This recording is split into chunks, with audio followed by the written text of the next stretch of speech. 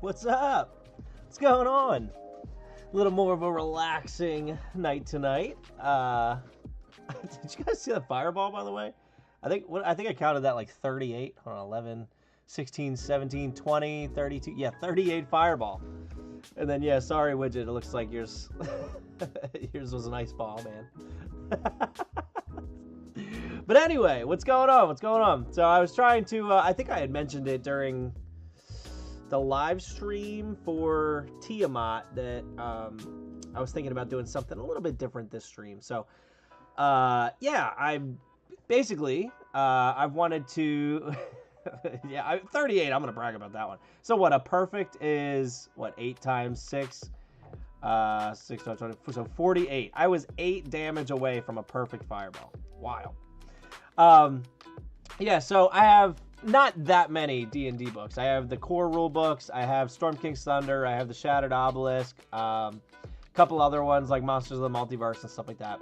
And everyone always like puts them on a bookshelf and you see the spines. And I mean, it looks cool, but the artwork's awesome in all the books, in my opinion. Especially, I really like the Storm King's Thunder one. I don't know, I really like it. But so anyway, I was always trying to think of a way to maybe hang them up so you can see the artwork, but hadn't thought about it too much. So I figured I didn't have any D&D thing planned for this stream. I also didn't have any like maps that I wanted to put together or anything. So figured I would just sit here and hang out with all you guys while I try and design something and kind of show you, I guess, what I go through when I come up with something fun, and just kind of hang out. But also, a couple little notes. One thing is, did you guys, I just noticed it. I just looked on Satchmon. Let me see if I can swap over to, let me bring this down here. So let me switch to the encounter creation.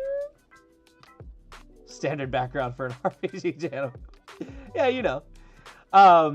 So I just happened to look at the gods, and Brian has officially put Bane in here. So Jester can't say I'm ignoring anybody, all right? It's in there.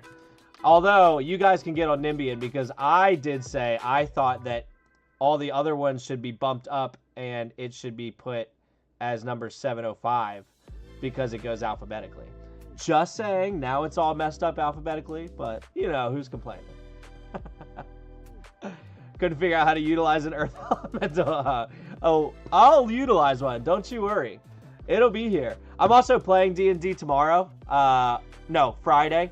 So I'm working on that. So I haven't paid too much attention to getting something set up on here. So that was one point of note. Another point of note. Did you happen to notice for those of you over on the Patreon, I know it's been a while, but as of last night, I finally started getting caught up on there. I put 3 posts up that have been owed for a while now. And I've got 2 more set to go, and then depending on what we do here, I may also toss those on there, whatever happens here tonight. So getting caught up there too. It's really nice because now that the summer's died down, I still had a lot more going on, but I've been able to spend, and now that I got this new job where I work closer to home, I've been able to spend a little more time, like every night, kind of catching up on something. So slowly but surely, I'm getting back into being able to kind of do other fun stuff. I've been cleaning out my workshop now because I'm kind of prepping that whole thing with the tabletop build. So that'll be coming. I haven't decided if I want that to be like a multi-part. I hate multi-parts, but I also, it's not even that I want to do it for any reason other than to like do something and then put the video out rather than have you guys wait till the whole thing's done. So we'll see. I don't know how I'm going to do that one.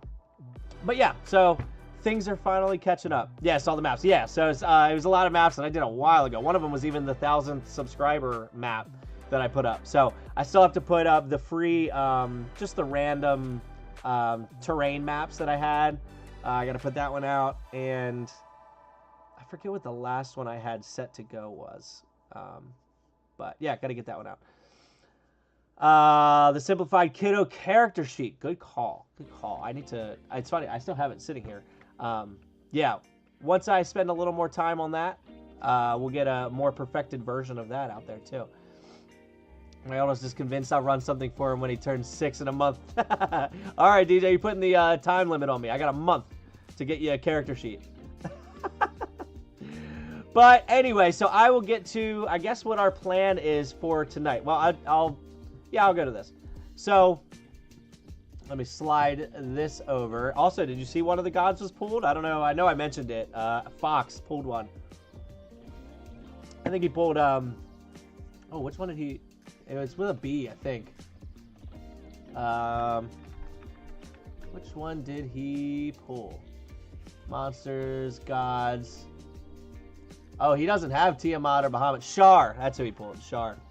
So let me pull paint down here, give you kind of an idea of what I'm going for. So, if you don't have plenty of backup options, no worries. It gives me something to shoot for. So, the way I was kind of thinking about it, I want one of two options, because I think one option is going to be more readily usable by everyone, but the other option I think is the route that I actually want to go. So both of them are going to utilize what I think to be, so let's pretend this is your wall here, okay? There's your wall. This is high-tech software, by the way.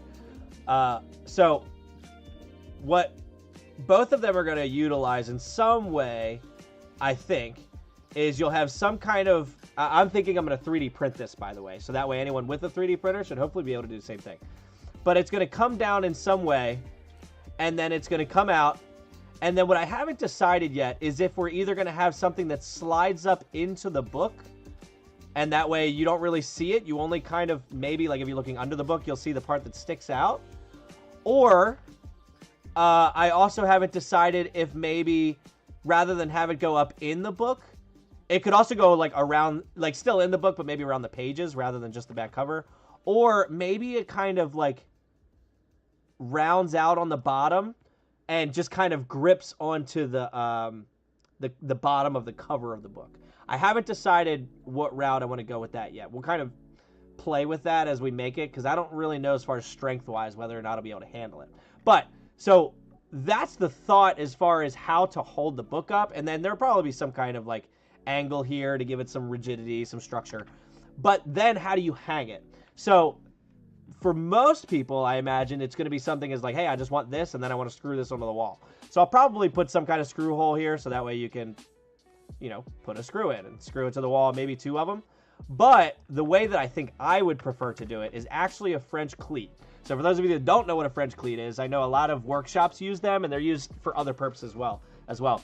But basically, you take a long strip of wood, and if you're looking at it from the side, it's, you know, it's square on the bottom and square on the front, but up at the top, it actually angles back down. So then, anything that you want to hang up, all you need to do is make sure that it has the opposite angle, and then you're good to go. So whatever you make, in theory here, as I'm showing, if my piece comes down like this, and then comes out and then like sticks up into the book, all I would have to do is hang this bracket on this French cleat here, and then I can slide that bracket left or right wherever I want it on the wall. You're gonna see the bars going across, but as long as you don't mind that look, which for me, there's a lot of wood in the dungeon over there.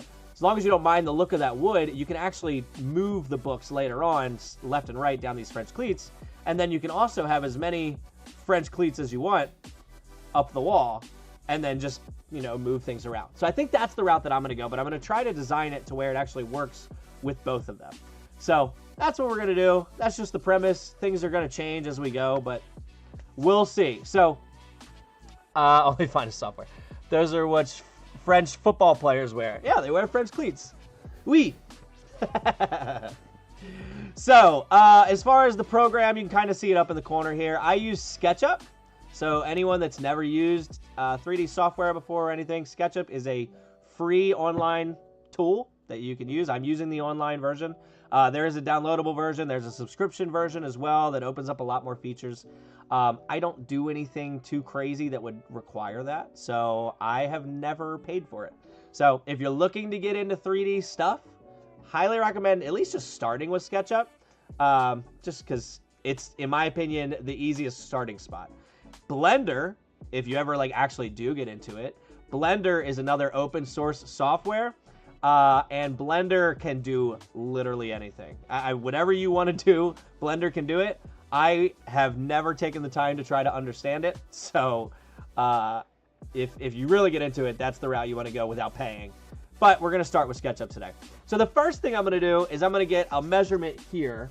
I would like to figure out what the thickness of the binding is, because I think no matter what, I'm going to need to know what that is, the thickness of the cover, I mean, because either we're going to slide it up in front of the cover or we're going to grab the bottom of the cover. I don't know. Like, if it's sitting like this, like, let's say it's sitting, I mean, my thumb is just on the back. I don't know if I want it to slide up and in or not, because I feel like that's just extra for no reason. I don't think we're going to. I don't think we're going to slide it up and in, but I do need to know the thickness. So I'm going to use some digital calipers here. If you guys don't have digital calipers, I use these for everything. If you have a 3D printer, you probably already have some, because you use it for a lot of different stuff with a 3D printer. So the thickness of the book is about 5/32. I'm giving it a little extra wiggle room. So we're going to go 5/32 here. And then it's about the size of a sheet of paper. And we're going to go a little less than that because we want the bracket to be a little invisible. So we're going to make a square. So this is the square tool here. We're going to make a square. And I'm just going to click. You don't have to specify anything there, because once you click, you can actually just type in exactly what you want the length and width to be. So I'm going to type in the number, we'll make this 6 inches wide. So 6 and then comma, and we'll make it, I don't know, to start, it's about 11 inches tall. We'll make it, I don't know how tall we want to make. Well, actually, if we're just making this the cover at the moment, we'll make it pretty to size. So 8.5 by 11. Okay, so now we've got our book cover here. So we're going to use this pull tool. And so that was this guy here. And we're going to pull it out to give it its thickness. So for the thickness, we'll make it 5/32 of an inch, as we just measured. And so now, if you triple click on this and right click, you can make it a group. So now this is one big group. We've made a back cover of a book. All right, so from here is how we rotate it. You'll see the little red crosshairs there. So let me undo that. So if you hover over this with the move tool, you see all these little crosshairs. That's how you can rotate these. I would like to stand it up because we're going to be putting this up on the wall, and you'll see eventually it'll kind of snap in place right there. So now we are vertical. Probably won't be by much, but Storm King's Thunder isn't as thick as the Eberron book. Like I said, don't think it'll matter, but something to possibly note. So correct. Are you talking about just the cover though? Because that's good to know, because my plan is to hopefully make this work with any book, no matter how like many pages it has, as long as it'll fit around the cover itself.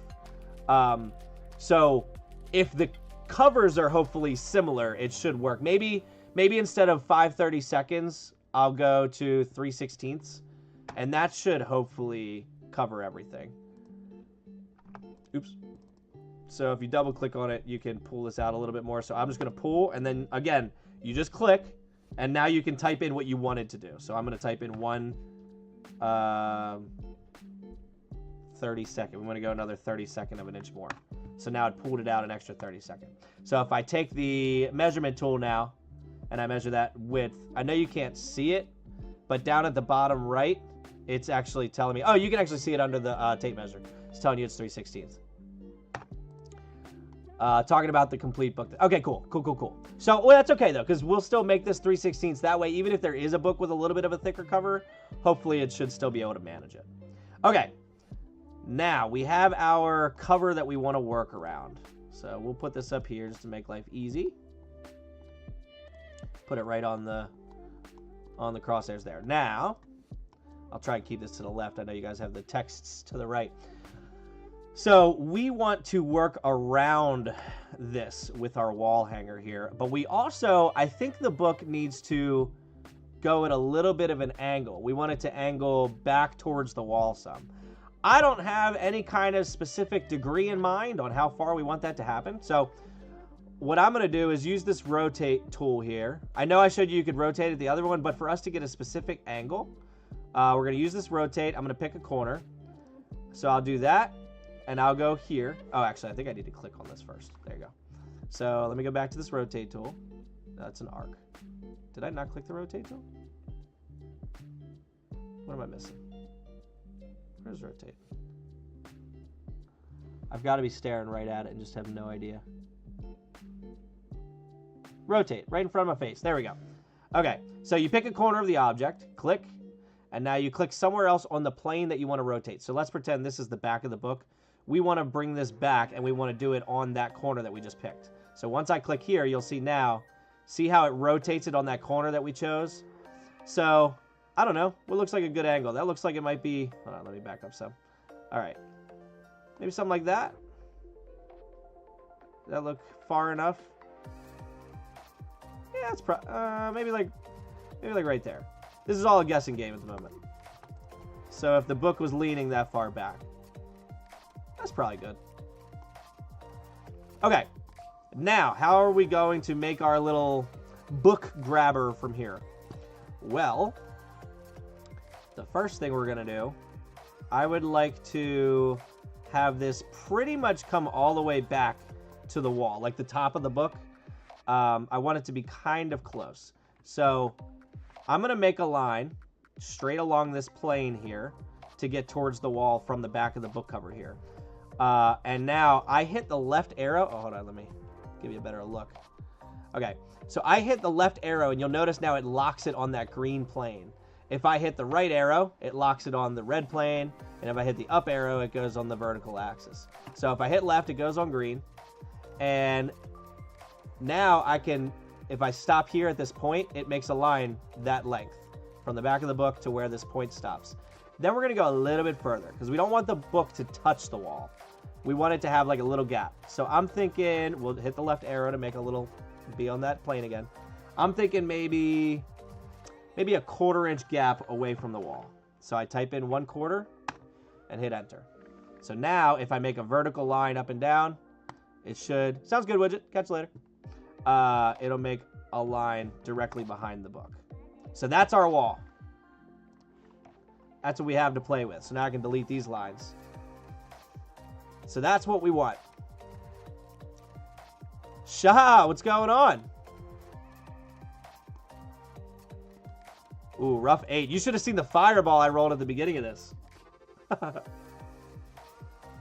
All right. So, actually, I probably should have kept this line. So we'll make a line back here. And now we're going to follow this. And I think because we have this angled backwards, I don't really need the plastic of the 3D print to go all the way up inside the book. I think we're just going to try and grab the bottom of the book here. So we'll just keep it 3/16. So I made a little 3/16 line there. Oh, actually, it should probably be... So it shouldn't go up past the paper now that I'm thinking about it. So, oh gosh, freaking green screen. Yeah, it should probably not be any deeper than whatever that depth is from the paper to the bottom of the book. So, according to my calipers, it's about 9/64. So what? 5/32. Okay, I mean it's relatively close. So we'll say, I don't know. We'll go with an 1/8 inch. This is the strangest game of D&D I've ever played. Yeah, I figured I'd be a little more productive tonight, so that way I can continue to get kind of stuff done around the house, let people see what kind of mayhem happens around here when I get an idea that I want to do. And then as far as thickness, 3D prints, I feel like a 1/16 of an inch is strong enough. So we'll go with 1/16. Now I want to mimic this angle. So I'm actually, if I go here and I hit the down arrow, I think it'll follow. Yeah, there we go. So we'll do that. And then we'll continue on another 1/16 of an inch. And then we want to follow this to here. And bring it all the way to the wall, I guess. And then seal it. Now, I don't know why that didn't seal, actually. That should have. Let's try this. So it seals there. Oh, it's something to do with this. Alright, so for some reason, it's showing that this is not connected. But I'm not sure why not. Let's hide this for a second. So that should be one complete shape. You're not using Fusion 360. So I've always used SketchUp when I just started learning, and now I've just done it so much that this is just always my go-to. But this is an exact reason why you might not want to. Because it does stupid stuff like this. I don't actually know why it's saying it's not connected. This should have been a shape. What is going on? There we go. Now if I delete this, does it mess it up? No, we're good. Okay. Alright, now we want to see our hidden objects. And we want to unhide that. Okay. In Fusion 360, you have constraints which would seal them. Yeah, I don't know why it has these issues occasionally. I have no idea. I know a lot of people much prefer Fusion 360. I've just never taken the time to go mess with it. So I just default to this one. But no, by all means, I do not say you should definitely use SketchUp. It has its quirks.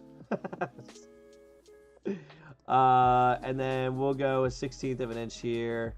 And we'll follow this line again. That's fine. I don't mind that. Alright. So now, here's where we make the magic happen. We're going to take the pull button here just to get the base of our piece. Alright. So that's what I'm imagining. Something like that that's going to hold the back cover of the book. And it'll lean the book backwards. The book... Like right now, that book would obviously pull back on that, but I'm going to basically put like a back bracing up against the book to just give it that extra support of the back while also kind of concealing the bracket a little bit. You have the lines drawn in a 3D space that don't know where they are relative to an object. I don't know if you're telling me that's what I have right now or if that's why SketchUp has the issue occasionally.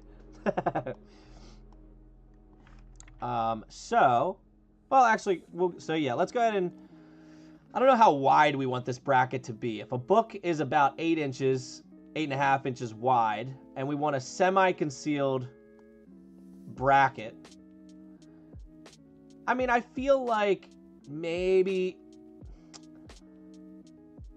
I don't know if 6 inches is too much, because I'm also trying to think about other people's 3D printers.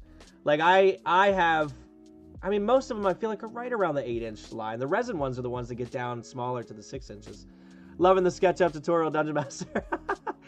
Thanks, Jose. I appreciate it. It's fun having you around, man. Your print ended up coming out really nice, man. Just a little bit of stringing. You burn that right off. Looks good. Maybe we'll go with the... I'm kind of leaning towards 4-inch. But that's half the book size. We'll go 4-inch and we'll see what happens. Alright. So, we're going to make this a group for a minute. Oh, that's right. I forgot about these lines here. We'll delete those. Alright. So, now we're going to take the center of this. So, you grab your move tool. And if you slide left and right, you'll eventually find the center of any object or any line on an object. And now, again, you use those arrows to stay on your plane. So the right arrow will keep you on the red plane no matter where I move this mouse. And I can follow it till it clicks into, I'll even use the top here, until I find the center there. There you go. So that's the space that our bracket would take up on the back cover. I kind of like it. I feel like it doesn't take up too much. It gives it enough room for maneuverability. I don't know. What do you guys think? And like I said, there's going to be more to the bracket itself. This is more just figuring out the spacing. I think the 4 inches is fine. I think. All right. So now what we'll do, we'll keep that as an object for now. We can always mess with it more later. Now we're going to build off this object. So I think we'll just keep the whole 4-inch width on the back, even though you probably don't need it. But it might make it easier for the French cleats later. So we'll just keep the 4-inch width on the back, and we're gonna go 6 inches tall. So I just typed in 6, and I hit the little inches symbol and hit enter, and it will put it that long for you. So now we want to come over here to finish off the top. So again, I hit that right arrow to make it stay on the plane. See how it's staying on the red plane no matter what. And if I put my mouse on that corner, that's where it stops the line. So now I'll click. And now, see how the line is anywhere? If I hit this up arrow, now I'm back on the vertical plane. So it should bring it straight down to this corner here. Are you going to FDM print this or resin print this? So I only have an FDM. I'm going to print it on my FDM printer. And one of the things that we're going to have to be wary of is how we print it. So for those of you with a 3D printer, you probably already know this. But, hold on, let me pull up my paint here for anyone that doesn't have a 3D printer. So when you 3D print, it prints in layers, right? So it prints one layer, then it prints another, and then another, right? So if this is the bottom of our book holder here and all the pressure comes down on this side, that's actually okay because all of this strength here is holding it together. However, if we print it and the lines end up like this on the bottom, right? They end up vertically. Like maybe we printed it on its side and it printed all these lines like this. And now say our wall is back here. If we put all the pressure down like this, it's going to want to break at any one of these layer lines because those layers are going to want to separate. So it's a good question to ask whether or not we're going to be printing on FDM or resin.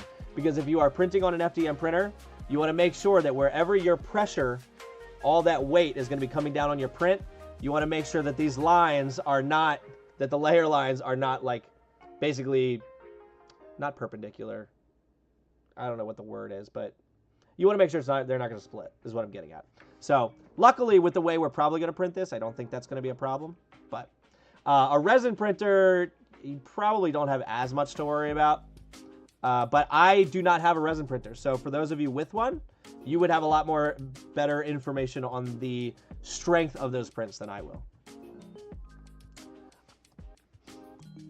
So, parallel. Thank you. That was the word I was looking for. Appreciate you, Jose. So, we're going to pull this a 16th. Roll on the... roll on the 6 inch. I wasn't sure what you meant until I saw the D20. All right. So, now we've got a 16th inch backing here, which I think should be fine. But it's probably a bit excessive for how much material we need. But again, like I said, I do plan on this being a French cleat applicable product too. So I'm going to keep it for now. We could always edit it later if we decide to. But for now, I'm just going to keep it nice and square. So now down at the bottom, you saw I pulled that back a 16th of an inch. We want to bring this down to meet the bottom here. All right. And then now, like I said, I am going to give it some support here. We're going to put some triangles. Triangles are always the strongest. Will this file be available for non-Patreon users? Yeah, I'll put it on for free members. For my appreciation for you guys hanging out, yeah, I'll put it on there. I mean, it may not even work for all I know. But yeah, I'll put it on. It'll be for free members. So you'll still have to be a patron, but you can be a free member on there. You don't have to pay anything. So you're a 3D designer. I would not say that. I am a 3D dabbler. All right, so we need some triangles here, and I want it to hold up this book. Zigzag base layer lines, and then gyroid for your infill at a 20%. Okay. Okay. Now, I will say this will probably have to be 100% with how thin this one is. You're probably going to want it to be. but we'll see. All right, so let's go ahead. Let's start in the middle. We'll come out. We'll go 1.5 inches this way. So again, 1.5 inches. I'm just following that line here. So now you see I'm going to hit the left arrow. It's going to stay on that green plane. So I'll come all the way to the corner here. And actually, what I think we're going to do, so I'm going to click there. Now I'm going to hit that up arrow to go up on this plane here. Left arrow to stay on the green plane. All right, now I think there should be a way if I hover over this line here. Yeah, there you go. So if you hit the down arrow hovering on that line, it now copies that plane. That's what we want. So we're going to go like this. I don't know how high we want to go with this, but we'll say we go, I don't know. It should support probably about half the book. So maybe we just go all the way to the top. What do you think? Go all the way to the top here and then bring it over. Again, using that left arrow to follow the plane and then bring it back down to here. And there you go. So that is what would support the book from behind. Obviously, I have to give it a little bit of a thickness. If you can put shapes together in this program, you're a 3D designer. If it's holding weight, then I would suggest PLA Plus. I totally agree. They also have strong PLA. Or tough PLA, I'm sorry, tough PLA. I don't know the difference too much, but I've never dabbled in it. So we've got an 1/8 inch thickness there. What do you think? What do we feel about that? Oh, did I go too high? I did. So if we want to get rid of a piece that we did, so if I draw a line at this intersection, so you can click on the intersection, again, using that left arrow to stay on the green plane. You always want to try and stay in your planes if you're doing something simple. And go all the way over. Now, I can take the pull tool, and you'll see right here, I have this section. You can pull it and make it disappear. So that cut it off at the top there. If it's send me the STL. My girlfriend and I can print it. There you go. Yeah, I'll definitely, it'll be available. Everybody can use it. I will have it available for everybody for free. And again, this is just assuming that maybe this will work. I have no idea. Ooh, I should have made this an object first. All right, I'm going to hide this back book cover for a second. And I'm going to get rid of looking at the book cover. All right, we can get that back in a second. So another thing to note. If I just click, right, you'll see that it selected this side, okay? Exactly what I was clicking on, but it didn't select anything else. If you click and drag to the right, okay? So right here, you'll see what I'm highlighting. If you click and drag to the right, if I let go, watch what it highlights or what it grabs. See how it only grabbed that line? If you click and drag to the right in any direction, but as long as you're going right, it only selects things that you completely cover. So you notice that line is the only thing completely covered by this box. If you click and drag to the left, see the dotted line? That's letting you know that it's going to select anything that this box touches. So now if I let go, see how it selected all the things that it's touching there? So that's what I want to do here. So I selected all of these planes. I also want to add this plane here. So I'm going to hold in Control, see the little plus that pops up, and click there. And then I'm going to go to the bottom here, and I'm going to select this, and I need all these lines.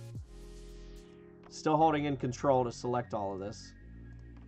This would have been way easier if I did all this before I made more segments. So that's why this is just a little bit of a hassle at the moment. But I was too busy talking and not paying attention. I try to keep everything objects and then piece them together later. So that way if I had to edit a certain piece, it's a lot easier. So now I'm going to right click and I'm going to make it a group. So now if I move this. Okay. Yeah, so I should be able to edit this now. I can delete this line, and if you just redraw one of the sides, it'll bring that back. Okay. Oh, and we're going to delete that line. Okay. So now we've got our back piece again. And now, before I go mess up again, I'm going to make sure this is all together. Which it looks like it is. So we are going to triple click, like I mentioned before, and then right click, and we're going to make this a group. Okay. Now, let me slide this back into place. Again, using that left arrow to keep it on the same plane. And we'll bring this cover back. I'll catch up to the comments in 1 second. And we're going to unhide. Okay. Okay, where are we at? Add another support on the other side to add stability. I'm glad you said that. So, that was my next thing. So, exactly what he said is my plan here, is to add another one of these on the other side.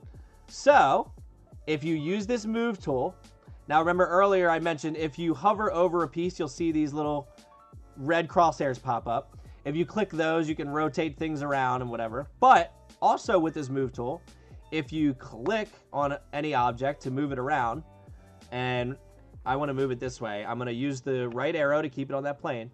If you hit control while you're moving something, it duplicates it rather than moving the one that you're working on. And I don't know why it's got this. Oh, I got to get rid of this line. All right, there you go. So now we have an extra. So that's how you duplicate something if you would like to. And if I remember correctly, we went 1.5 inches from the center of this. So, but it was actually 1.5 inches from the outside, if I remember correctly. So we're going to go 1.5 inches. And now I can just measure this to make sure I'm... So we're 1/2 inch there and 1/2 inch there. All right. So we now have the backing here that I like.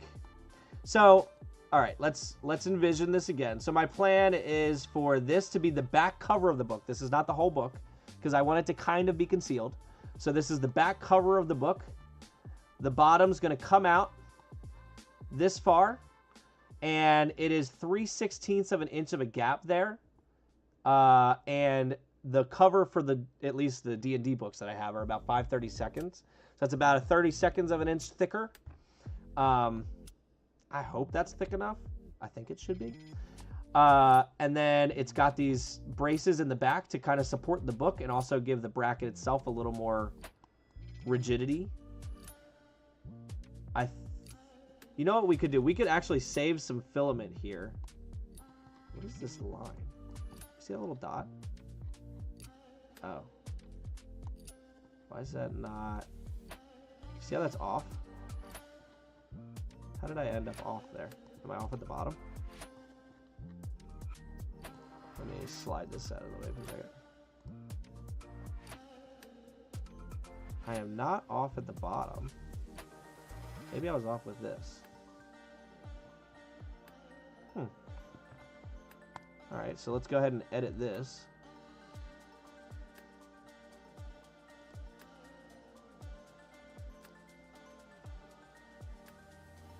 I don't know why. I don't know how or when that happened. Alright, hold on. We are going to... I'm going way back for a second just to see if that was like that the whole time. I don't think it was. It was not. Alright, so I think that it all happened when I started getting this back piece separate. So, I'm not even going to bother making this back piece separate. What we're actually going to do is...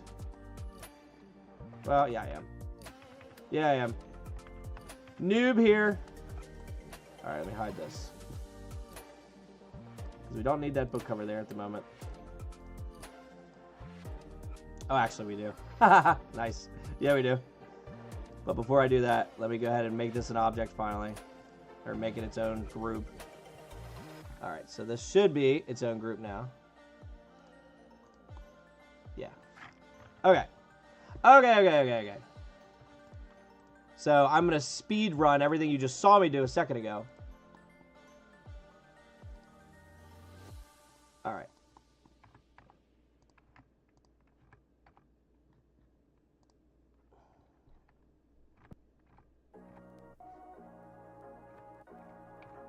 Except now, of course, I can't get this angle.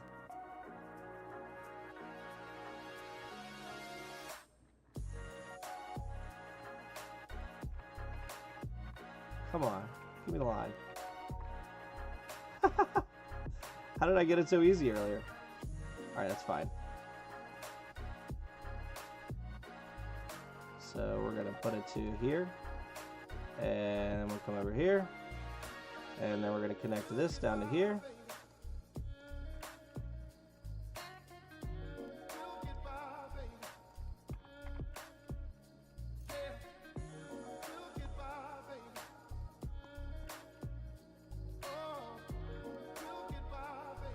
This is a very unconventional way to do this. So don't pay attention to what I'm doing right this second. Pay attention to how I did it earlier. It's just how I get around things that when they're going to be a hard time.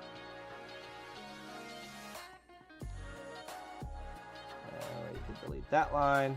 Okay. Okay. And then I think I made this an 1/8 of an inch earlier. Yeah. So now I can make that a group.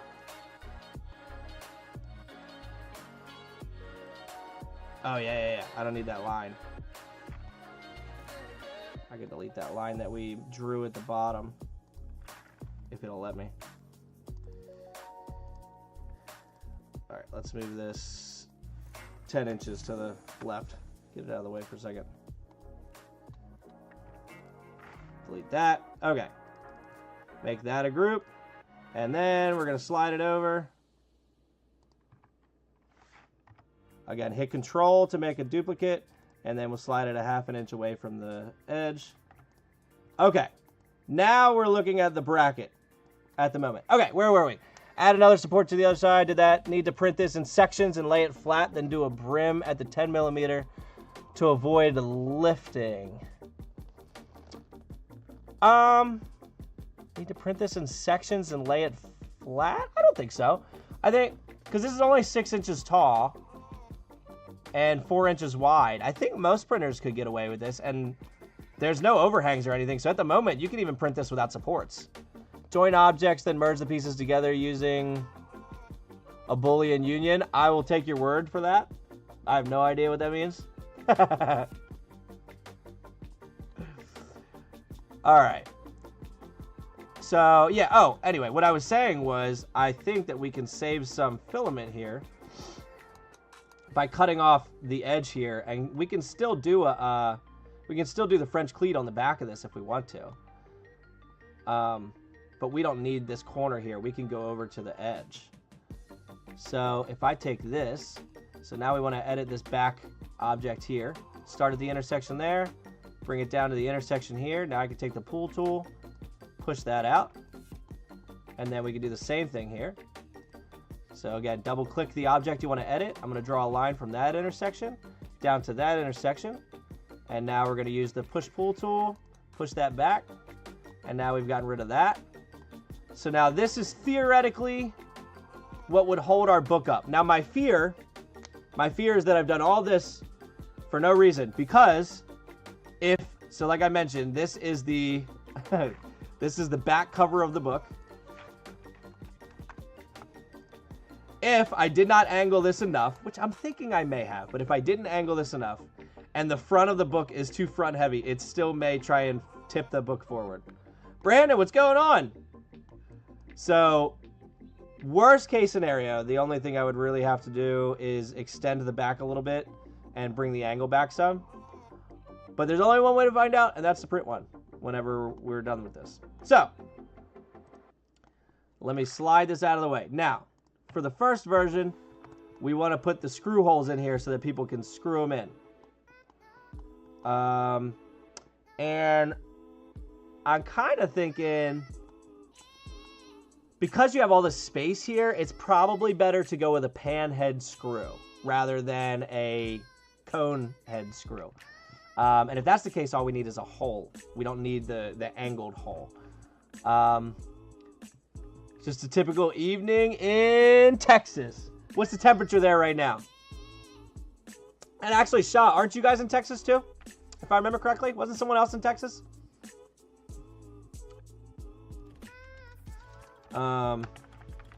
So I'm going to look up some pan head screws real quick. Try and get a general... I don't know what a good hole thickness is. I mean, I'd probably go with like maybe 3/16 of an inch, maybe. But I gotta get some, let me get a diameter here. Yeah, what's a number 8 screw thickness? Number 8 screw diameter hole size. 5/32. Look at that, I said 3/16. Let's go. 75. Nice. That's about it. I mean, right now it's chilly outside, but during the day, that's about how high it gets right now. So, it feels good out. This is the best. I want to go camping so bad right now. All right, so we're going to go with that. We're going to go with 3/16. So, now I'm not editing the object at the moment. I'm doing another superficial object, so that way I'm not messing with anything here. But I went to the center of this object here, and I'm going to use the up arrow to make sure I stay on this plane. And we'll go down an inch from the top. And then we'll go down, I don't know, maybe 3 inches from the top. So, because we're going to put 2 holes here. We'll hit 100 this weekend. Oh my God. I think those days are gone for us here Marylanders. Dying in Florida. It's 85 and humid. It's the second part of that, I imagine, that's not playing very nicely. All right, so, yes, currently 81 here. Okay, yeah. I thought so. Look at that. I do try to remember. It's just hard.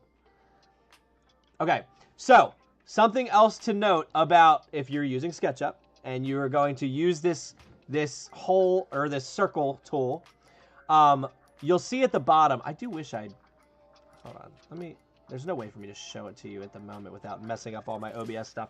At the very bottom, it tells you, you know, what the length is that you're making. What always gets me, and I always forget, it says right next to it, you just got to read it, it says radius. So right now, I have a 3/16, I said I wanted to make a 3/16 of an inch hole for the screw, and right now, it says 3/16 of an inch, but that is the radius. We want a 3/16 inch diameter, so we want to do half of that. So that means we want to do 3/32 of an inch for the radius. So that's the size hole that we want. But the amount of times I have 3D printed something that I designed to hang up, like my swords that I hang up, I have them hanging on a bracket that I made for them. And my first iteration of that, I was so hype because I had my slow 3D printer, so it took 2 days to print it.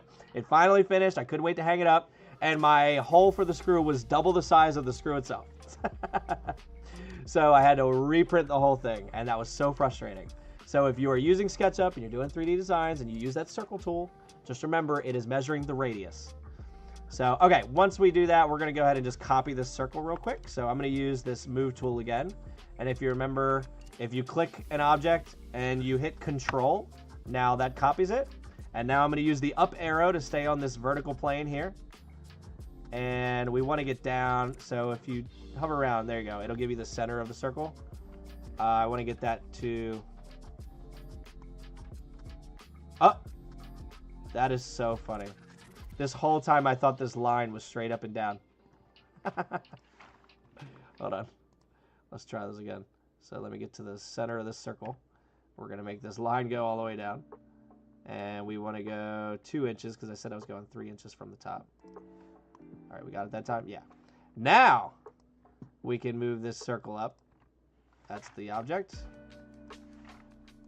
So find the center of the circle. Use that up arrow to stay on the vertical plane. Move it up. And now we're going to delete this line. Okay. Oh, I deleted the wrong thing. Delete that line and delete this line. So now we have our 2 screw holes that we want to put in here. Just rained, so it's about 66 in Idaho. So anywhere between 65 and 72, perfect. Now, obviously, everything's wet, so that kind of sucks, but that's perfect temp right there. So now we want to put these holes through this back panel. So how do we do that? Well, like I said, I made this an object earlier, so that way, like, these holes aren't part of this object yet. If we right-click on this object that we made, and we explode it back to its pieces, now you can see it intersects everything with these holes. If it does not, in the case it did not here, see how it's not showing that they're separate? you want to hover over everything. You want to right click. And you want to intersect the faces. I never find a difference between these two, but I always hit with selection. Now it has put them together. So now we go back to our trusty push pull tool, and we're going to push this circle back to get rid of it, and we're going to push this circle back to get rid of it. Now we have our screw holes. So that is how you can screw in your book holder. All right.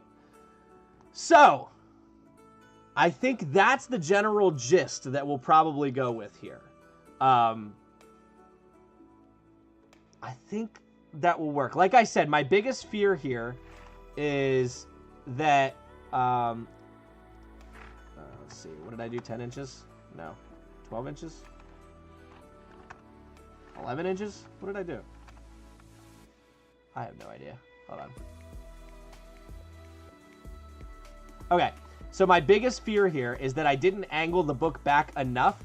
And so because you still have all the pages and then the front cover of the book, it's going to maybe lean out too far and then become top heavy and the book might want to fall off the shelf. We're going to try. I'm going to see if this just works, and hopefully it does. But yeah, so I think that's good for just the screw-on one. I'm going to end up putting all those pieces together in a second. But now let's look at a French cleat option. We'll go 12 inches. All right. So I'm going to take all this because I like where it's at right now. And we're just going to duplicate it. We're going to move it over here. So for the French cleat, I'm trying to decide what would the wood look like that I hang up. So most wood, if you go get it at the store, Home Depot and all, whatever, you're gonna get your 2x4s that are 1.5 inches wide or thick.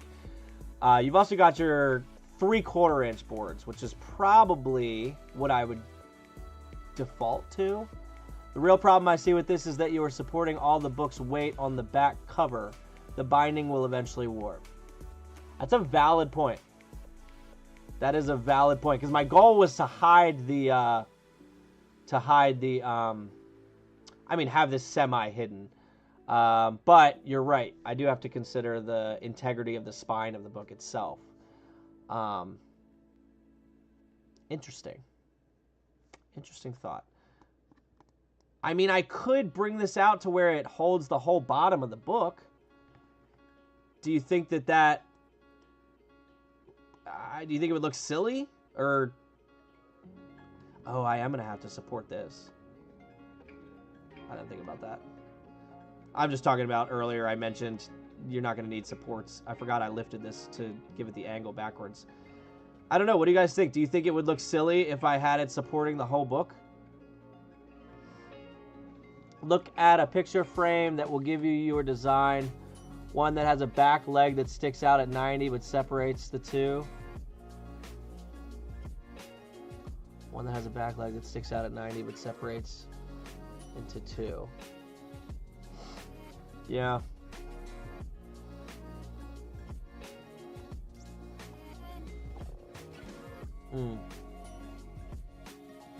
I did not think about the binding itself getting damaged. That was a good point, Shah.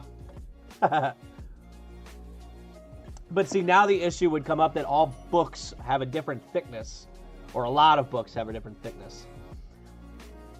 And my hope was to hide a lot of this.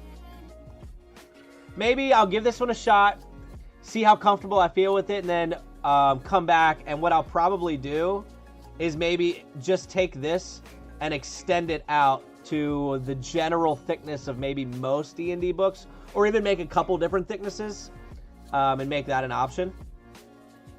Because that is a really good point. I definitely don't want to damage my books. The whole point is to show them off and make them look nice and show off the artwork. That is a very good point. So we'll come back to that. We will come back to that. But now I got to think about the French cleat idea. So with the French cleat, I'm probably going to use 3/4 inch wood. This is my guess. So let's go ahead and just mock that up real quick. So I'm just going to make a big square, but that'll go down in a second. So I would imagine I would just do it 2 inches tall, if that.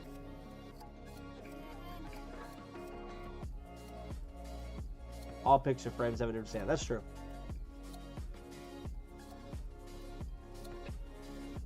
Let's see what 2 inches tall looks like. I'll probably go 2 inches, but. So now something like this, and then 3/4 of an inch is a lot, though. I actually might not even do that. I might take like a 1/2 inch sheet of plywood. So let's say I even 1/2 inch. Make it have a hidden dice tower. Nice. You just rolling dice off the books on your wall. That's definitely an option. So I'll also give you guys the 3D model. Like everything, you guys can have whatever. So feel free to toy with it and make it way better than I am. So let's say I go with 1/2 inch plywood, which realistically is probably going to be 15-30 seconds for those of you that do woodworking stuff. But 1/2 inch plywood. And then let's go 2 inches tall. Oops. 2 inches by 1/2 inch. That's probably a little more along the lines. So now if I go down a 1/2 inch here, and then if I go up to the corner, I can get rid of the corner here. And now we can take this and extend it down our wall. And just for funsies, let's go ahead and select the whole thing. So over on the right here, you can actually pick stuff to color it with.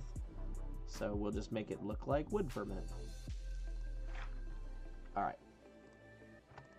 So here's our French cleat. So theoretically, this would be screwed into the wall as is, right? So here's the plane that would be your wall. Oops. And then you'd have your French cleat up against the wall like that. Now the back of your book holder here would have a reversed hook that would hang onto that. I mean, it doesn't have to hang on all the way down it. So let's just think for a second. If I come out 1/2 inch, and then go down here 1/2 inch.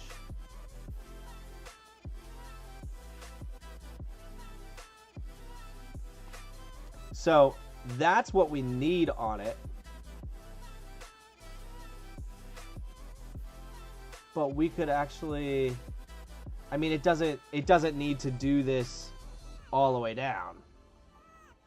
Realistically, it could just have like a couple sections of it. You probably should do it all the way down. Probably.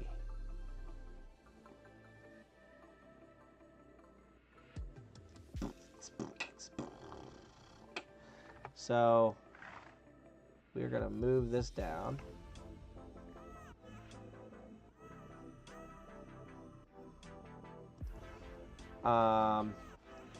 Now this is where we are going to note something. So if we printed this straight up and down, like I plan to with the regular wall hanging one, if we printed this straight up and down, this is a perfect example of where we might run into issues.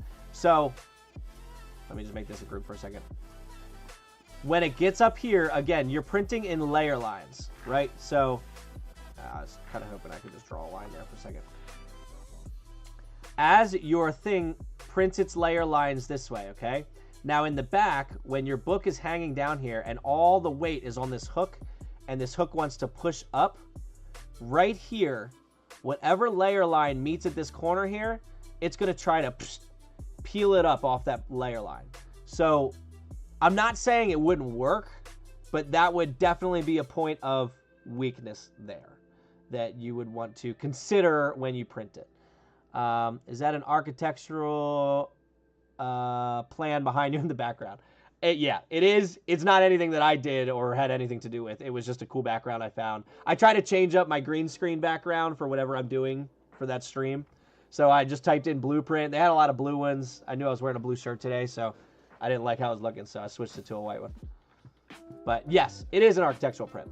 Nothing to do with me, though. Why is this line here? Get out of here.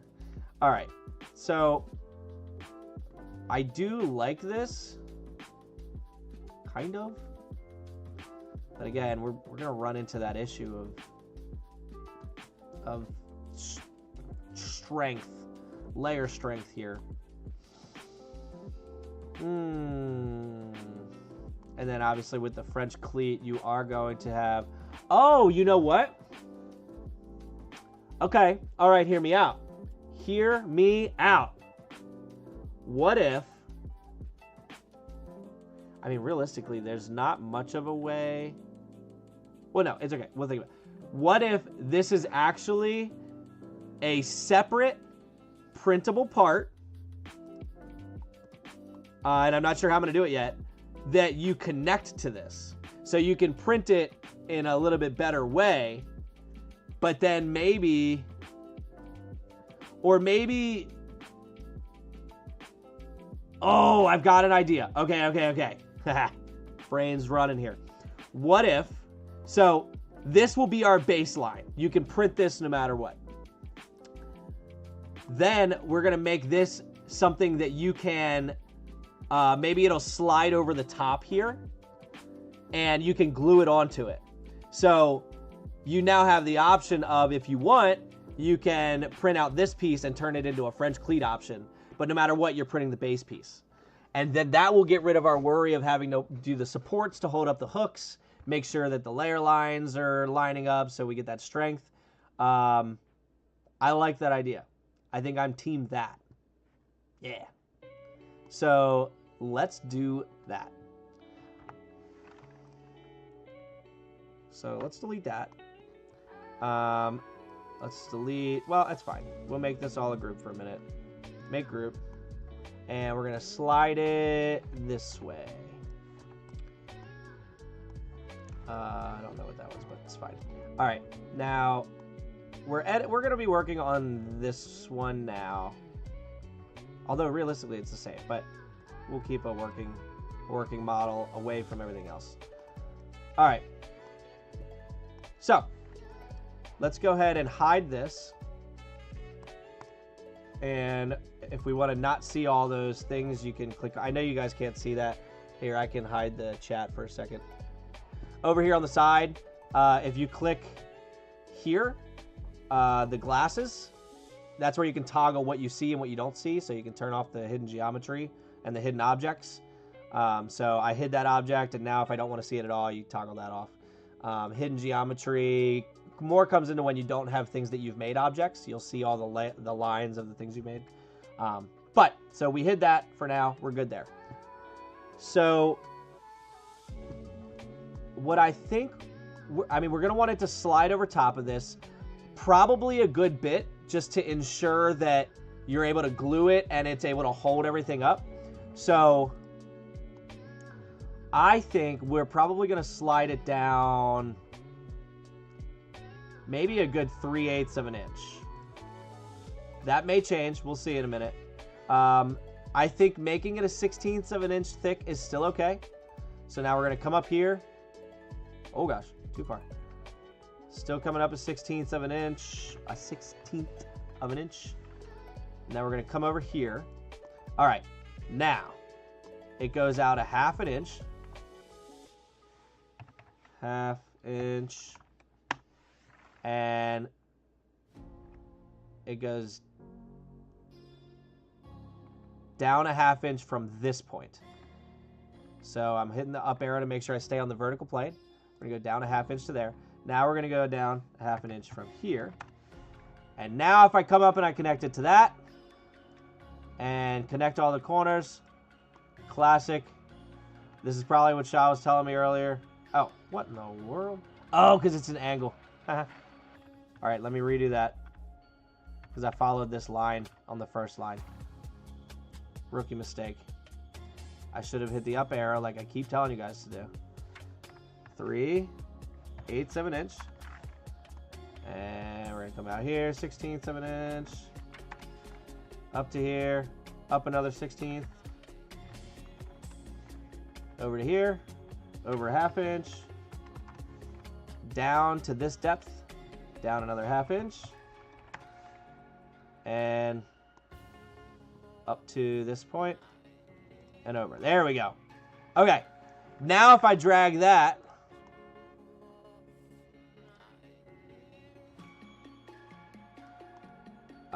and then we want to go an 1/8 because that's how thick the bracket is on this side. Yeah. Okay. Make group.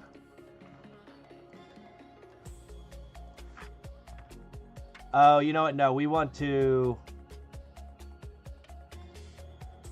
make sure that it's going to enclose the top of this. I didn't do that. So we're going to edit this. So let's not pull it. Okay. So we're going to do this for a second. And we're going to highlight this portion. And we're going to move it out a 1/16. And bring this down. Bring it over to here. And then back up. Delete this. Delete this. Okay, now that is what I'm envisioning. And here's the cool part. I'm still probably going to mess with it, but let me just show you now why this matters as far as strength goes. So as I mentioned, if we were to print this just like this, right on the print bed, right? And we printed all these straight lines going across, when you have that weight pulling on here, again, at that corner here, it's going to try to separate on whatever layer line would be right here. It's going to try and break right there. Instead, since you know it's going to be hanging down like this, what I would do instead is print it like this.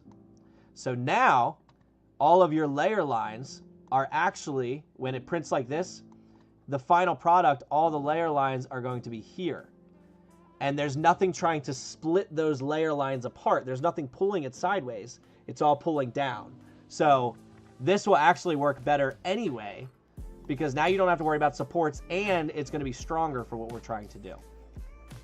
But the one thing that we do also have to think about is tolerances with your 3D print. And so what I mean by that, for those of you that don't have a 3D printer or have never messed with it or dealt with it, so when my 3D printer goes and it prints this back piece here, this rectangle shape, okay? I am telling it to print this at 1/16 of an inch thickness, and it is going to do that. However, when it squishes out that plastic, there's always a little bit of I say always. I mean, if you hone your thing in good enough, I guess you can get rid of it, but you still got to squish it together to get it to stick well together, the layers. So there's always going to be a little bit of like a push out of the plastic. And so it's actually going to be slightly thicker than a 1/16 of an inch. On top of that, when it prints this piece, same thing. When it tries to print this piece here and this piece here, there's going to be a little bit of a push out that's actually going to make it just slightly thicker. So collectively, those two prints together will actually make these two pieces not fit perfectly together. And that's where our tolerances come in. We actually have to adjust the thickness of this to leave a tiny little gap to make up for that extra plastic that's going to be squeezed out. So I don't actually know how most people do this. I tend to just kind of guess, and I don't actually even know. People might do it in their slicer for all I know. I have zero idea. But the way I've always done it is I'll take one of the pieces, whatever it may be. Actually, I'm going to make a copy of it in case I mess up. And so I'm going to edit this piece. I'm going to click here. Oh, did I? Oh, actually, before I do that, ignore me for 1 second because I forgot to adjust the width of this for the 1/8 inch other side of the bracket that's here. And then I'm actually, for the same exact reason, just in case it ends up a little bit thicker, I'm going to give me a... I'll give myself a 64th of an inch of wiggle room between the two sides here. So now we're going to bring this over here. I'm going to bring a copy of it. And the way I always just open up one of the little gaps is I'll take one of the sides. So in this instance, I'm going to take this side, and I'm going to use the push-pull, and I'm going to push it in. That looks way more than I'm not doing it that much. And now I'm going to type in a very, very, very, very minute number. So I will probably do probably 1/128th of an inch. And now it's tiny, because these 3D printers, you can hone them in really well. But now if I bring that back, let me slide this over for a second and bring the other one over. If I bring this one over, there should be the tiniest little gap. If I bring this to the corner, so let's see. So there is our tiny gap. And so that's to help adjust for any of that squish that happens. And honestly, that might even be a bit thick of a gap. But I don't know. I have no idea. I don't know how this project's going to turn out, to be honest with you. So here's our... this is the piece before I made the edit. This is the piece with the edit. So we're actually going to save both of these. But for now, that's our two finalized pieces. These are our two working pieces. Sorry, I know you can't see this. I'm just kind of putting my thoughts together here. And I want to unhide that one thing. Unhide. Okay. All right, I'm back in it. So, now, theoretically, we can take this. We'll take the center of it. We will put it on the center of this bracket. All right, so it would fit in between these two sides here. There will be a little gap for it to slide on. You glue it on. And now, if we take it and we put it all together, and we take this corner. Actually, let me just group it together for a second. Make group. And you take the move tool, and we're going to move it from the corner there over to our French cleat. Let's see what it would look like.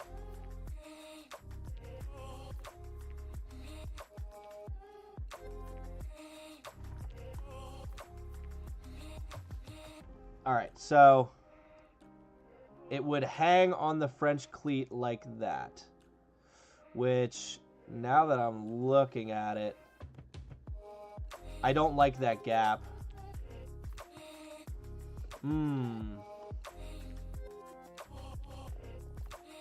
I don't like that gap at all.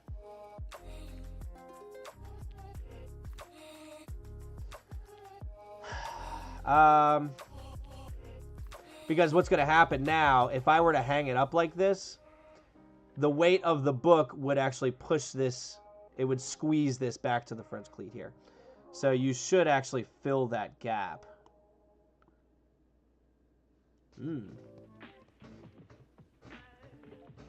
I mean, I could...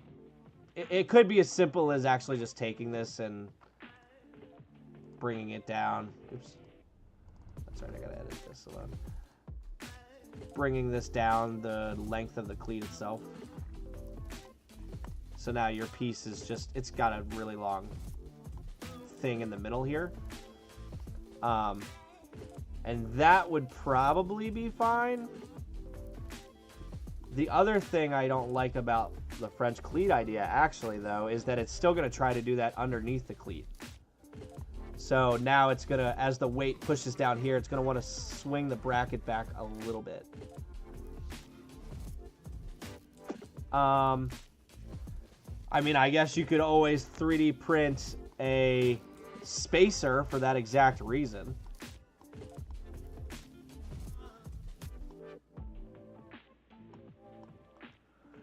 The other thing is there's likely, if you're doing the French cleat thing, there's likely more than one French cleat.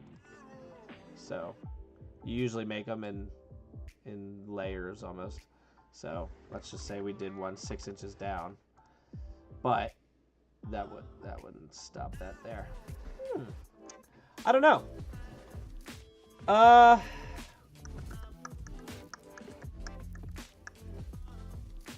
mean, I don't really mind these two separate pieces here.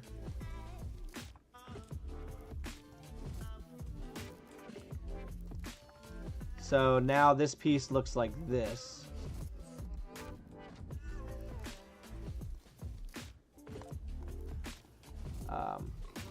And so you would hang it on the back there. And actually, I mean, that would just give you more support when you go glue that whole thing on there to make sure it holds on. I almost feel like we should take one more circle here and put it down towards the bottom. And then maybe come up with another piece you could 3D print as like a spacer to keep it away from the wall. But then again, that's if you decide to do the 3/4 inch French cleat. And I don't really have all these answers at the moment. So maybe we give this a shot and you try it and we see what happens. I have no idea. I don't know how it's going to turn out. I say we give it a shot. Only thing is I really wish I didn't have to support this here. I technically don't have to. I could just make life easy by... Alright, yeah, let's just do it. Explode. We're going to take this line, and we're just going to bring it down here. There you go. And now I should be able to delete that. There you go. Oh. Oh. Actually, we want to bring this line. We want to move it at the same angle as this. No way. There you go. That's what we want. Down to here. There you go. Now we got it. And that's, yeah, there we go, there we go. Okay. Okay. So now this needs 0 supports. Because even with the circle in the back, it'll still be fine. And then if we print this, as is like this, we won't need any supports there either.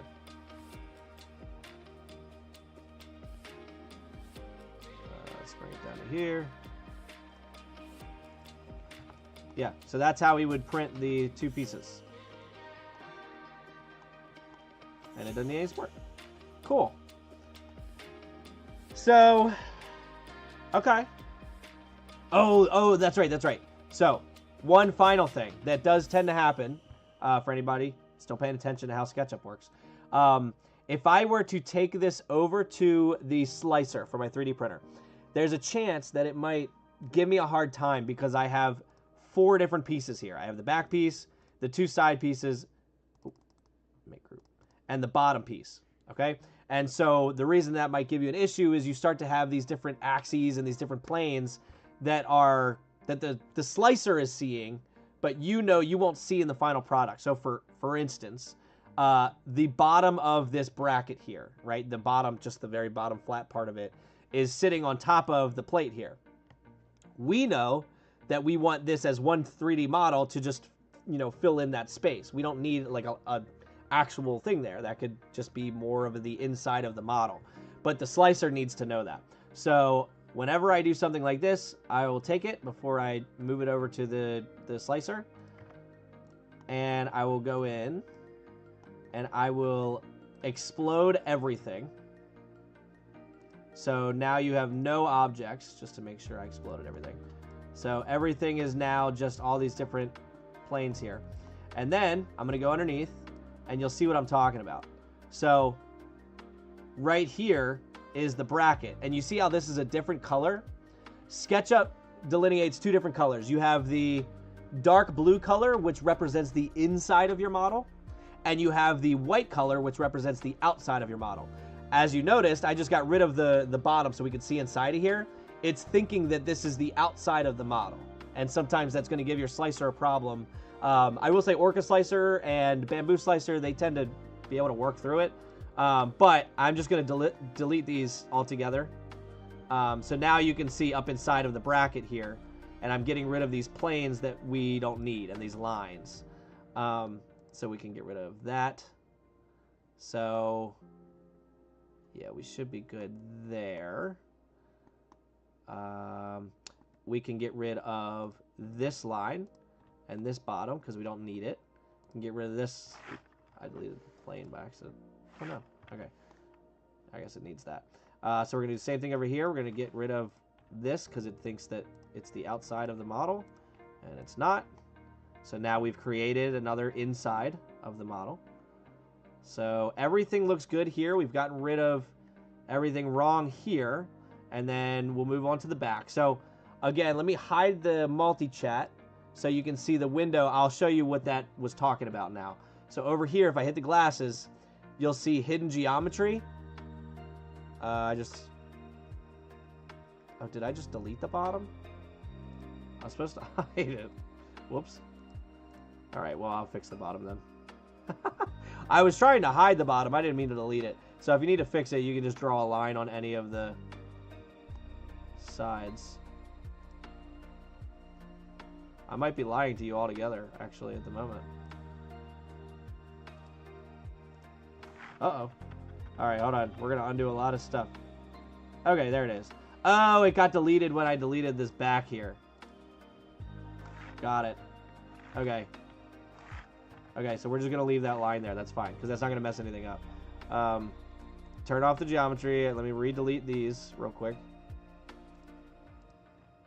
All right, so again, we've got the bottom fixed now. So if I turn on hidden geometry, now you see the bottom that I hid here. So if I click that, right-click it, and I unhide, we put that back. Now, again, we're going to look in the back here, and you're going to see some more. So let me turn off the geometry. Now, you see these lines here, these vertical lines. We don't need them because this is the inside of the model. And you'll see, actually, this is a good view of it. So it sees this piece, and this is the back of that piece, but this is actually just inside of the model. So we don't need this wall here. So there you go. We've opened it up. So now it will fill this up with plastic when it 3D prints it. We're going to do the same thing over here. We're just trying not to confuse the slicer. That's the whole goal here, is to get rid of all the extra planes and lines that we don't need. So let's see if we have one down here. It looks like we do, the back one. And then it thinks this is the outside. So we'll get rid of that. And we don't need that line. And we don't need this line. Okay. And let's hope we didn't delete the geometry. We did not, so we're good. Okay. So now we've gotten rid of all the confusing stuff on the inside of there. So we'll fill that back up. And then finally, oh no, we got this. We're good there. I think we're good now. I think we're good. So make group. And this is the same as this. So, all right. That's fine. We'll just save this one too. All right. Now, let me go full face here for a second. I'm going to save this, and then I'm going to show you how I swap it over and prep it to put in Orca Slicer. Getting a fun little 3D printing prep lesson tonight. I'm going to start printing it tonight. We'll see. I don't know how long it's going to take, but I imagine, because I don't even have supports or anything, it's all basic geometry. I'm going to guess printing these two pieces, maybe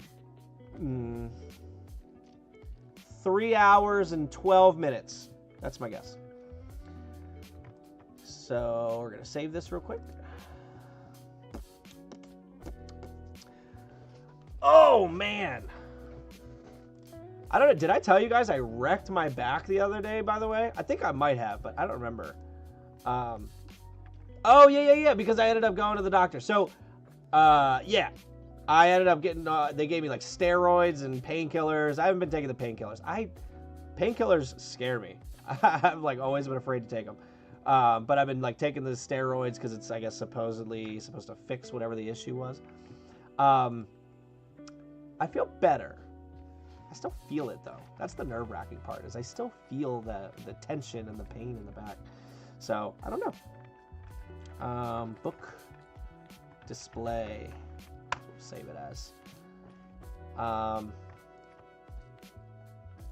So I'm gonna copy that just because I don't know what all this shows. So, okay. Now I'll go back to encounter creation. So I've opened up a new one. When you do, it always gives this guy for some reason. So I selected the 2 pieces that I wanted, and I literally just hit Control-C. So I'm copying it, and now I'm going to hit Control-V, and it's going to paste the 2 pieces I copied here. So now I have the 2 pieces that I want to print. This is the one that I just went through, and I got rid of all the edges we didn't need and the faces we didn't need. And then this is our French cleat part of it. So what I used to do when I had a Creality Ender 3 and I was using Cura, but like an older version of it, it was difficult if I uploaded 2 pieces in as one model to separate them. So I would actually make these 2 different things and then import them as separate models.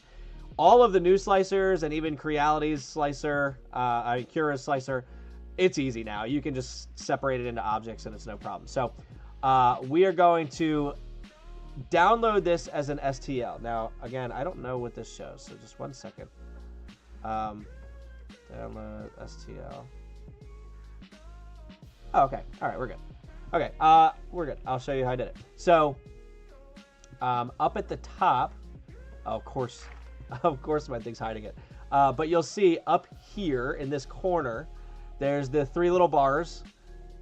You click that, and you can go down to download, and it gives you these 3 options. You can take a picture of what you're doing. You can download the actual SketchUp file here, so I could save this SketchUp file, and then you could come onto SketchUp and work on this however you wanted. But we're going to download an STL. So you just click that, and it'll download right into your browser. Now, when I go open up that browser, one second. I think it just saved it as untitled. Let's see. I'm going to open it up. And we'll see what it does. So it says it's opening up Orca Slicer here.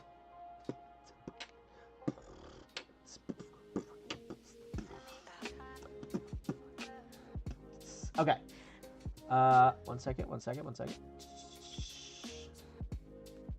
Okay. Oh, I wanted to show this to you.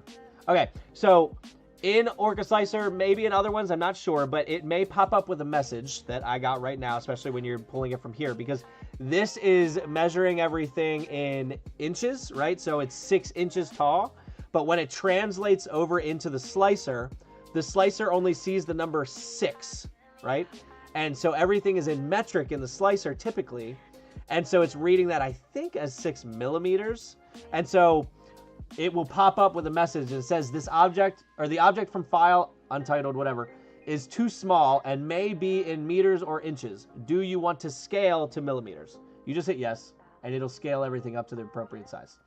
So I did that. Now let me bring this over here. All right. So this is what it looks like once you get it in the slicer. So, you're seeing both of the pieces that I've made currently as one object on the bed plate, right? So if you're using this, all right, it's asking me to repair something. I'll just go ahead and repair it real quick. All right, so if you right click on this, you can go down to the split here and split it to either parts or objects. Now the difference, and this one's actually super cool, it's very useful, I found. So if you split it to objects, it's going to split it into 2 different, basically, objects, right? And the reason that matters is then you can maneuver them however you want on the plate, and they will always fall down to the plate. So they'll always like be down at bed level. If you split it to parts, right?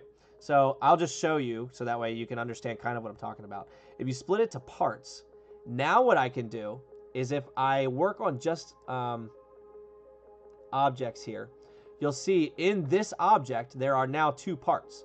There's the tall one and the small one. If I go to move the tall one, if I move it up, notice how it stays there. If you ever need a piece of an object to stay up, or a part of an object to stay up, you've got to split it into parts. Because now, let me go back and undo everything I did real quick. If I right click on this and I split to objects, now what you see here is on plate 1, I don't have one part with two, or one object with two parts. I have two objects. So if I select the small part and I go to move it up, watch what happens. It drops back down to the plate. So it took me a while to figure that one out because there were certain little models I was trying to mess with things like this with. You got to split it to parts if you want to keep a piece of it off of the bed plate. So, but we don't need that. We want to print it flat. So I split it to objects here. Now I'm going to let it decide what the best way to arrange it is. So I'm going to right click on the plate and I'm going to click arrange, and that's what it's decided. Now that actually is going to change. That should be the last thing you do. Because, for instance, if I added like a brim to the outside of this, it would now arrange it assuming that you're going to need the space for that brim. So as far as what color am I going to print this, I have no idea. It's going to be hidden anyway. So I could do white. Again, kind of depending on whatever you have. If you have one that's a tough PLA, it might be a good idea to do that. I kind of like this cornflower blue. It's just worked pretty well so far, but a black might be good too because it might hide it better if your goal is to really hide this piece. So I don't think I care.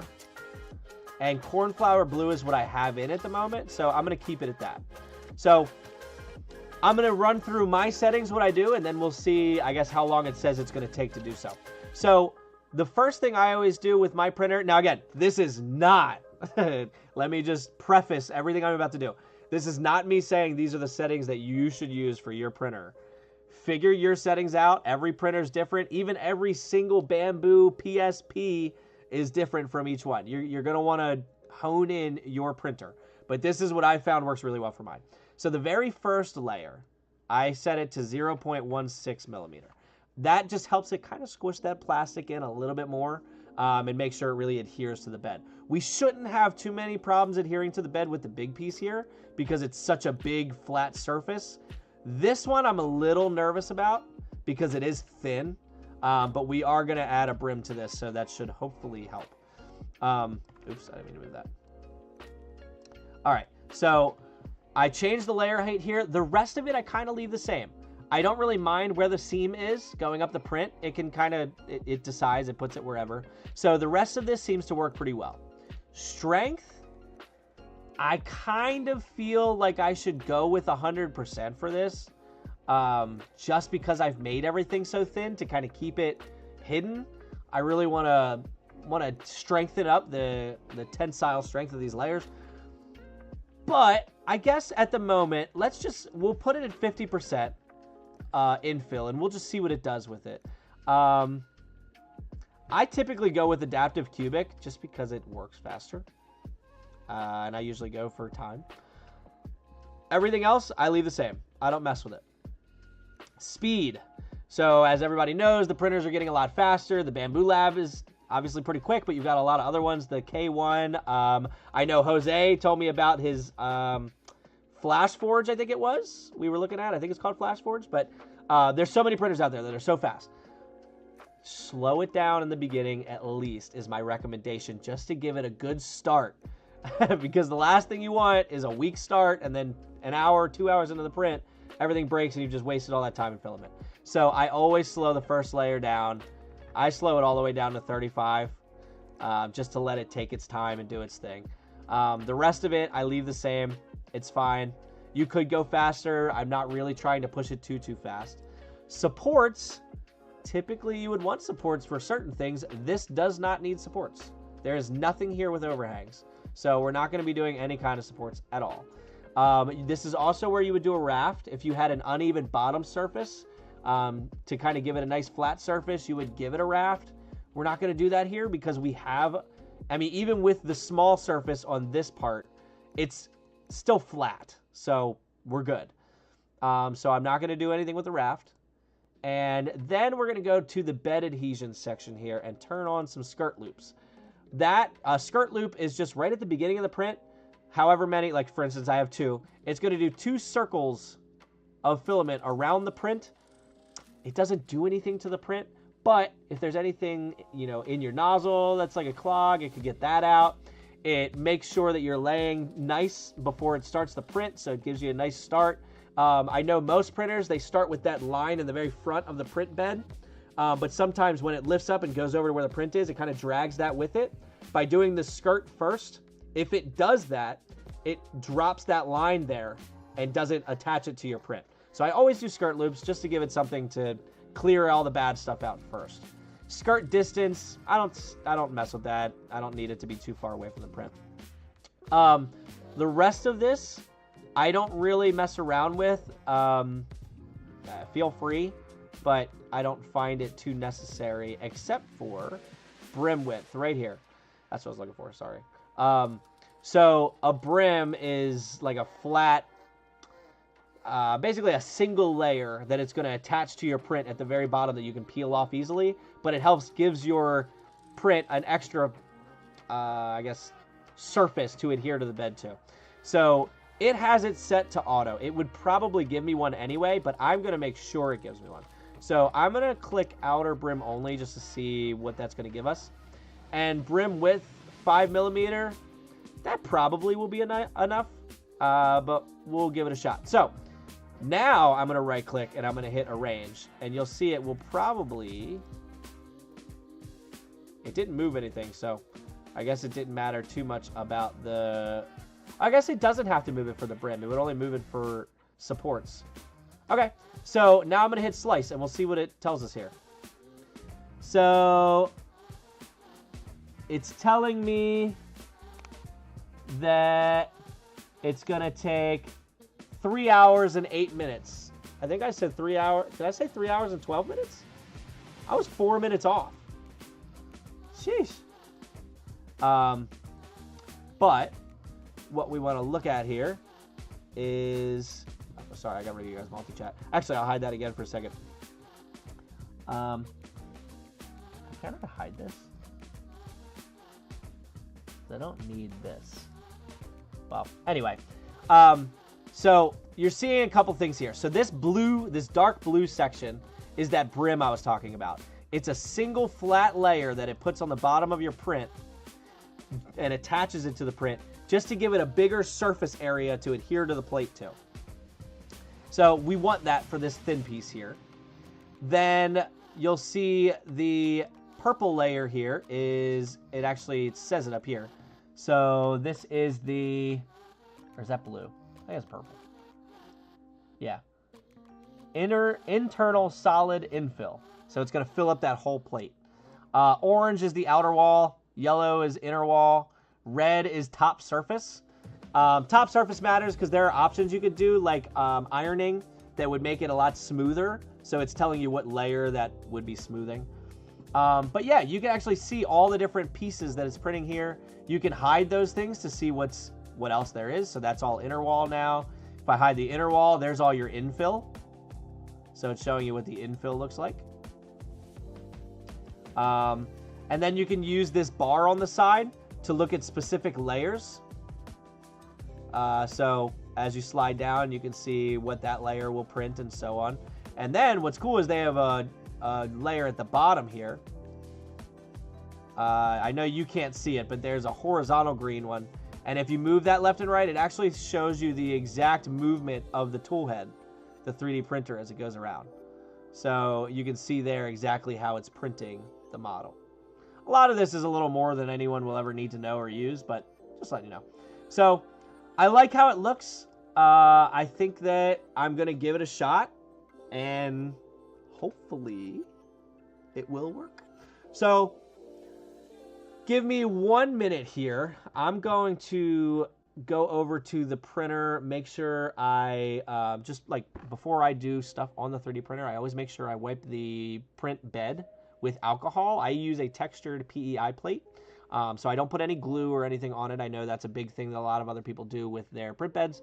I don't do that with mine, just because it's that textured PEI, so it doesn't need it. So I just wipe it with alcohol, and then I just make sure it's clean. There's nothing in the gears that's going to stop it from going up and down. Make sure that I have obviously the filament in that I want. And that's really it. Bamboo Labs kind of does the rest from there. So give me 1 minute. I'm going to go make sure that's set. I'll be right back. Ugh.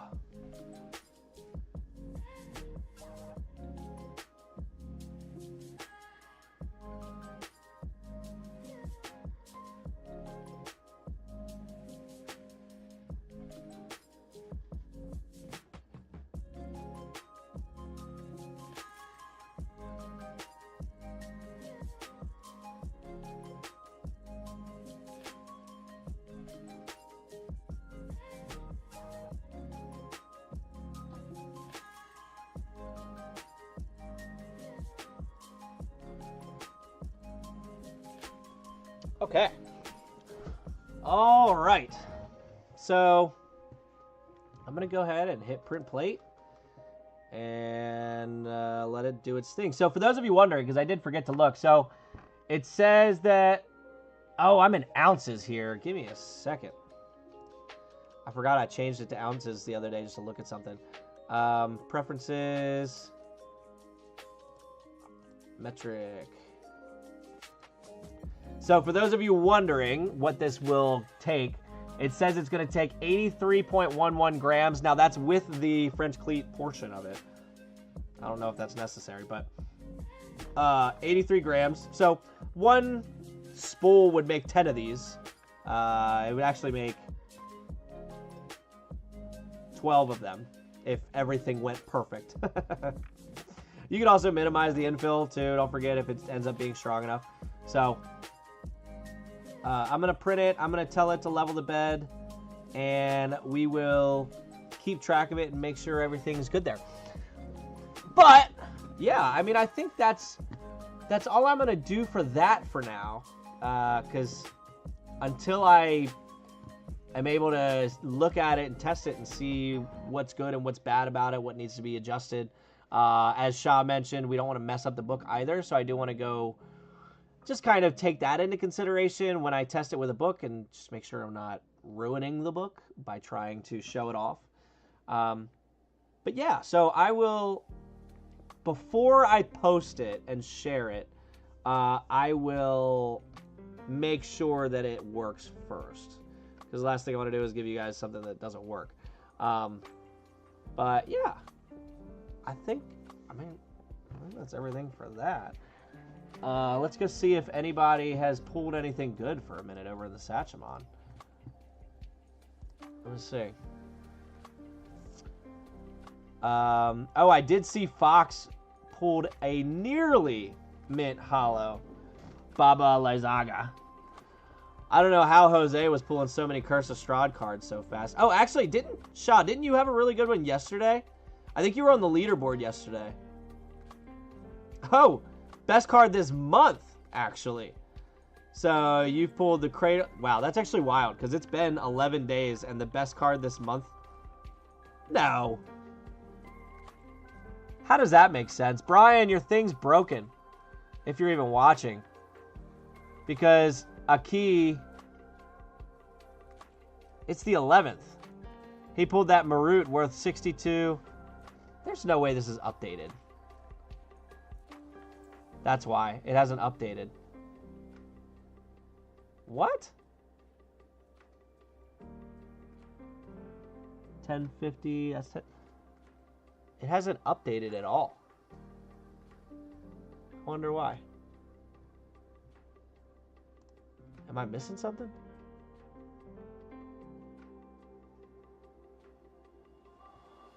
Huh. Interesting. Well, you did have a cool Elder Brain. Haha.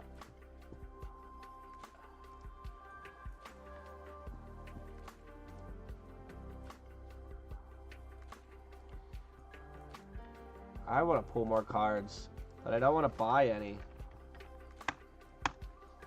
How much gold do I have? Oh, 3,400. I could. I don't know what to do, though, because part of me is torn. I love buying cards, and I really want to buy more packs. But at the same time, I know that at some point I'm going to have those locations coming out. Kills one dragon god, suddenly can't be bothered to keep the... That's what I'm saying. What's he even doing? This bot's broken. Yeah, I don't know. I don't know why. It's funny. It must have been like that for a couple days because this is what I was talking about. I saw Shaw had the best card today, but now I realize that's not today. So, but yeah, part of me really wants to just be a degenerate and buy a whole bunch of packs of cards because there's also gods I could be collecting right now or trying to collect. But at the same time, I also know at some point I'm going to have locations coming and I know I'm going to want those. But then when I do that, am I going to forget about the gods cards and stop pulling those? I have no idea. Resting on his god slaying laurels. So I don't know what to do. I have no idea what to do, but check this out. I am moving and grooving on the Mint Hollow train, baby. I have almost a full page of... Hold on. Wait for it. Oh, that's Fox. So many items to collect, I keep getting duplicates. No, I feel that. Like I said, I've been working on items for a minute now. So, let's see. Actually, we'll go to item base set. We'll see how far I am. So, 10. Actually, where are we at? Okay. So, 81, 82, 83. I have 83 items out of the 326 left to collect. Slowly but surely. And I mean, I'm sure I've got some cheap ones. Yeah. I mean, I could... The Ring of Feather Falling. It aggravates me that I don't have one of those yet because I think that's one of the few rings that I need. Like maybe the only ring I need. All right, no, I need a couple. But look at this though. Wait for it. So if we order by grade for my full collection and then we search for yes, look at this. I have eight Mint Hollows. I need 2 more for a full page of Mint Hollows here. 195 left for me, so I'll be at this for a while. Don't tempt me on card pulls. Shah, I mean, look, we can do it live on stream. I'll show the world. Hold on. Do I have... What's this look like? Oh, that's right. I still have this thing up. Oops. I forgot it shows that screen. Hold on. There you go. All right, hold on. Now what if I hit... There you go. I mean, Shah, if you want to pull them. Live. Get rid of this stuff. Now that it just doesn't exist anymore. Time left to defeat Tiamat. 0. I'm just kidding. Hold on. Let me switch it back over here.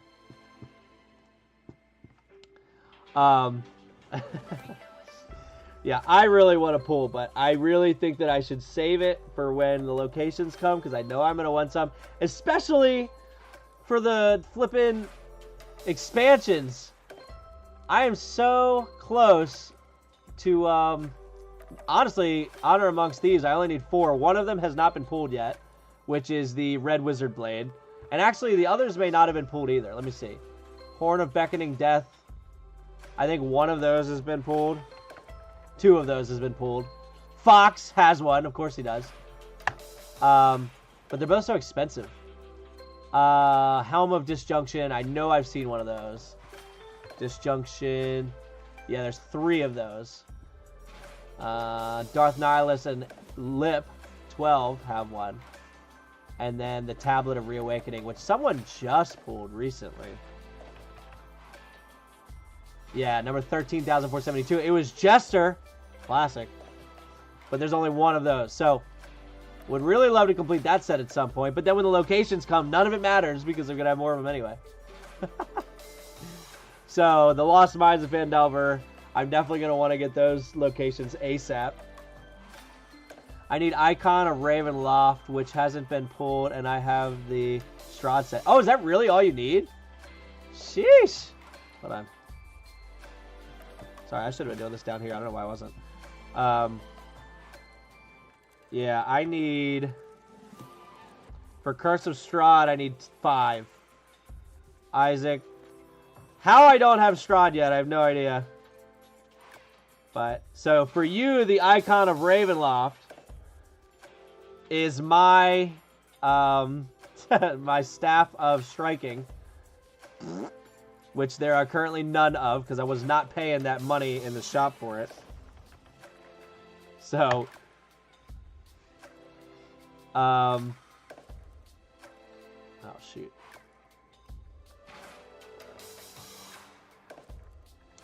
And then, let's see.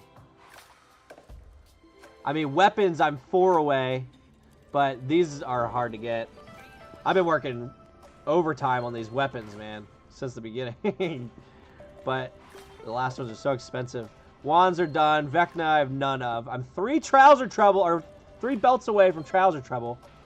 I really want the talismans. For the first person that gets them. I really like the title for this one. I really like the title for talismans. Like I said, I'm 1 staff away. 3 robes away. Shields have been done. Rod. That Rod of Resurrection is going to be tough. I think I actually sold 1 or 2 of those. I don't remember. But that's because they were really high value ones that weren't mint hollow. So, you know, they had to go. Qual's been done. Necklace is done. Mind of Their Own. I've sold a couple of these. I know that.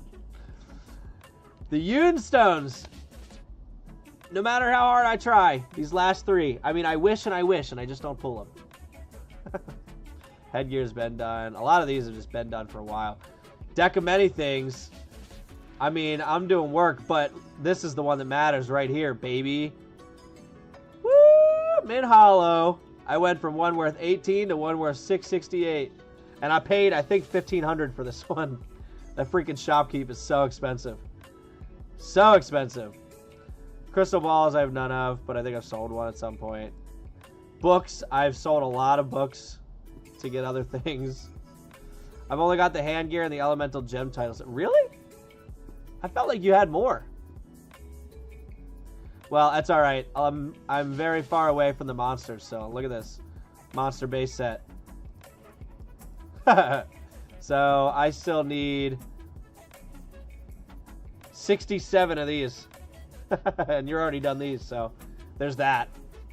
Also, Widget, weren't you just on the leaderboard and then lost it? I think you were just up here and then lost it to,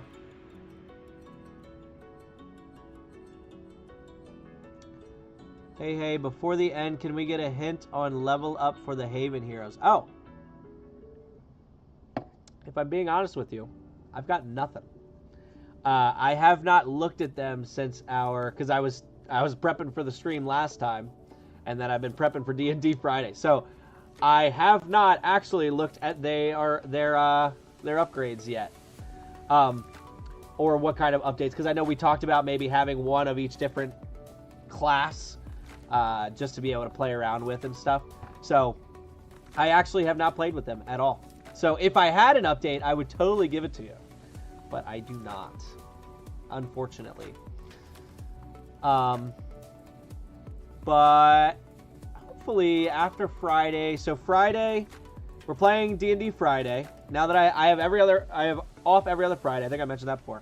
I have off every other Friday, so that's why we're playing this Friday, and I'm going to be spending the first, like, all the way pretty much up until then prepping for the session because I'm not too ready for it yet.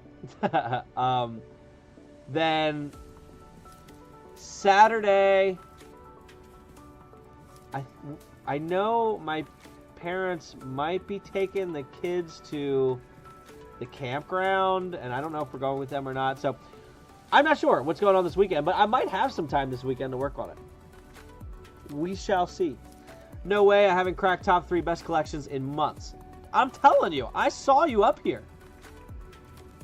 Hold on.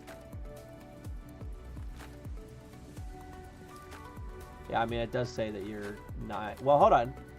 So the shop is number 1. Dieter's 2. El Burrier. Or, yeah, so Dieter's 1. My wife is 2. She must have just sprung back up because I thought she was lower. Fox 3. Granicus up at 4th. Granicus. Who are you? Nimby in 5. A-Lip up to 6. There's been a lot of shifts. Jeremy, and then, yeah, Widget, and then Horsemack. Doing Storm King's Thunder or something else. We actually, at the end of Storm King's Thunder, we kind of trailed off into kind of their own backgrounds a little bit. And then to spice things up, I went total multiverse on them. And they have shifted into... I don't want to give too much away in case they're watching it. But they shifted into like another universe where they're kind of their players, but I changed all of their characteristics and have changed certain things about it and basically restarted them at Lost Mines of Phandelver. So they started at Lost Mines of Phandelver, went into Storm King's Thunder. I brought them back to the beginning of Lost Mines of Phandelver and then like kind of sped through the first section of it, like the whole thing, and ended it at the beginning of where Shattered Obelisk starts. So they're currently trying to find out what happened that brought one of them back to a different multiverse, and then what's going on with now they're in Shattered Obelisk. But they're trying to figure out what matters. Like, do they follow the Shattered Obelisk? Are they trying to figure out what's going on with her? So, it's a whole lot of things going on all at once. Been 2 weeks. I haven't seen my beloved Nightbot. Oh, you can always talk to Nightbot. Nightbot is always here. Oh, I wasn't counting the shop. LO shots. Yeah, that's fair. That's fair. I am Granicus. Yeah. I know, Brandon. I know. I meant who are you, as in, like, who do you think you are shooting up here into 4th place? That's wild. Send me a Discord message about it later. I want to know. Will do. I'll be honest. It was...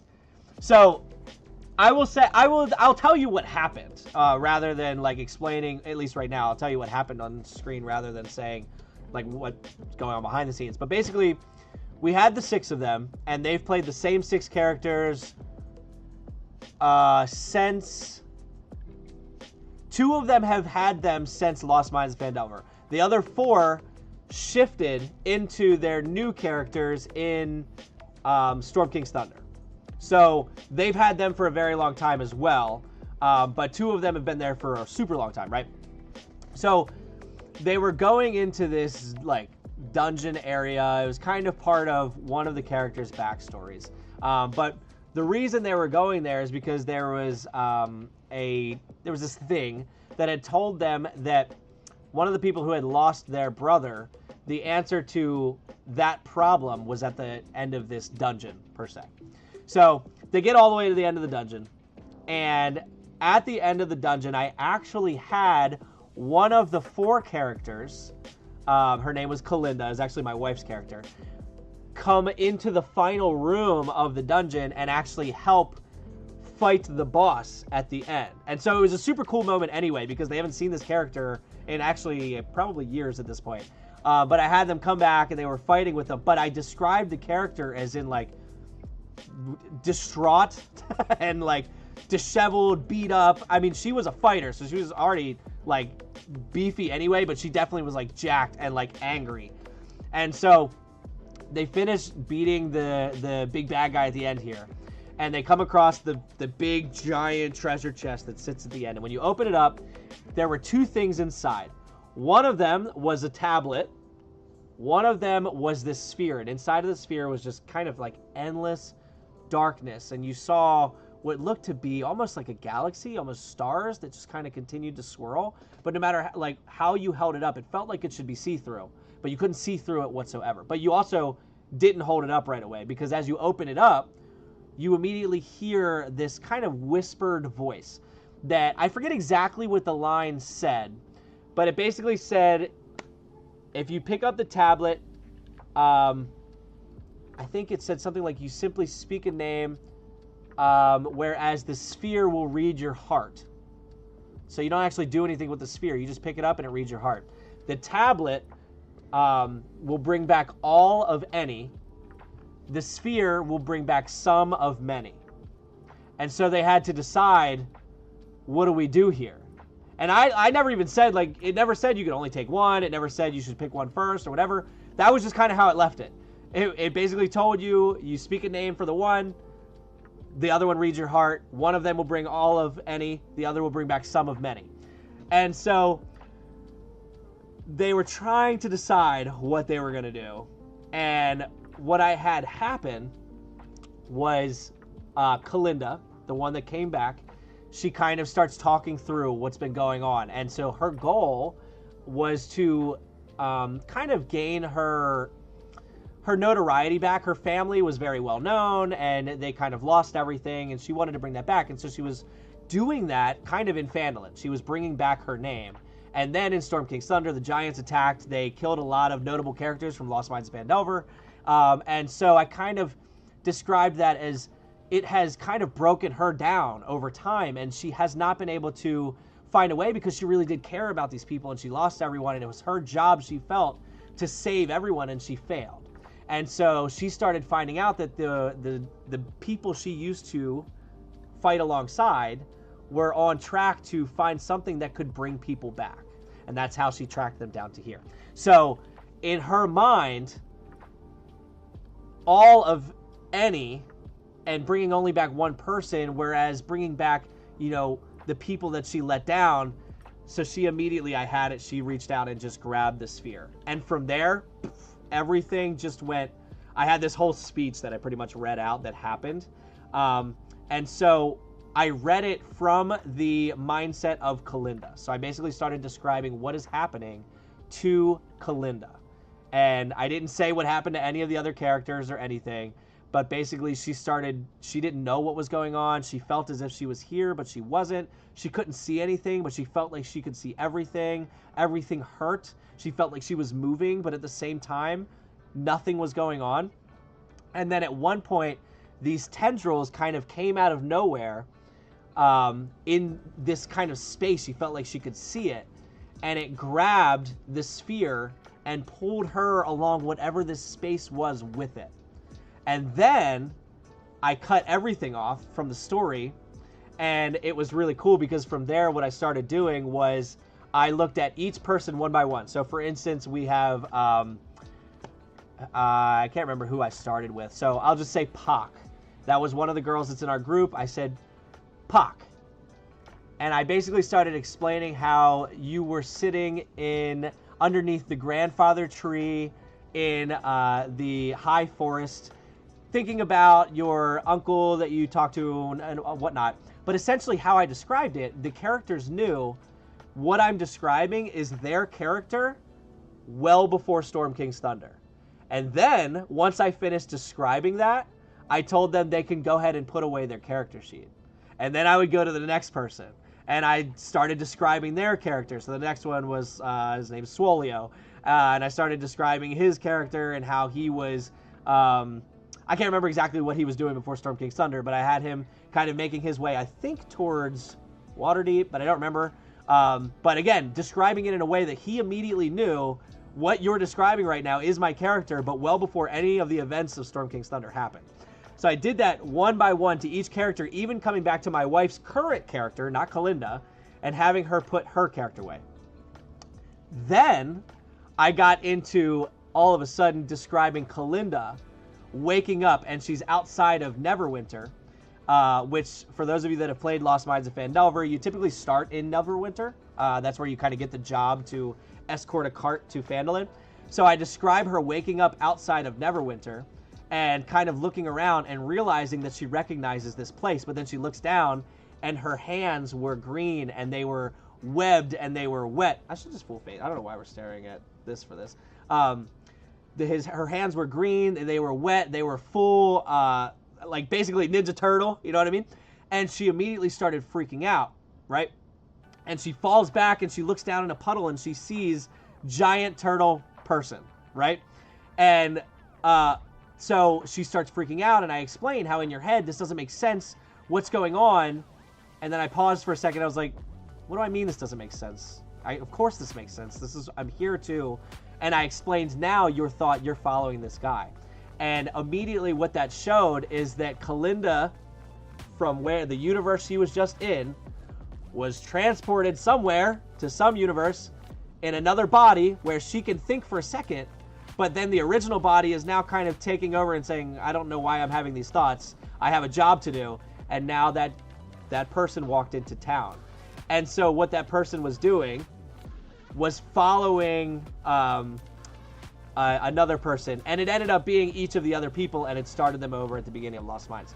So I'm seeing comments pop up, and it looks fun. 1 second. Nightbot misses my tantalizing figures gracing his dice. LOL, dang. I love anything that kind of messes with players and their sheets. Oh yeah, it was a lot of fun. More pay respects to my pools. Let's do it. Hold on. We have Shah bought a pack containing an invisible stalker, a Darkling, 0.9. Oh, hold on. Listen to the music. Oh! Ah, Tiamat.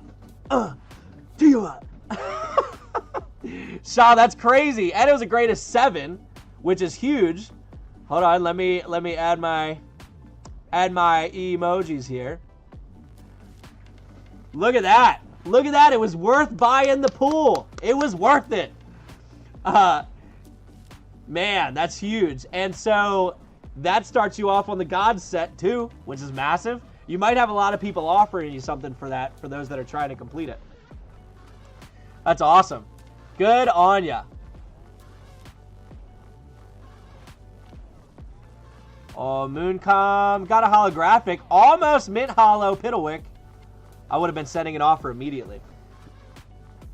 Very nice job, very nice. Is she turtly enough for the Turtle Club? She is full-on turtle, so absolutely. But this was the best part of the whole thing.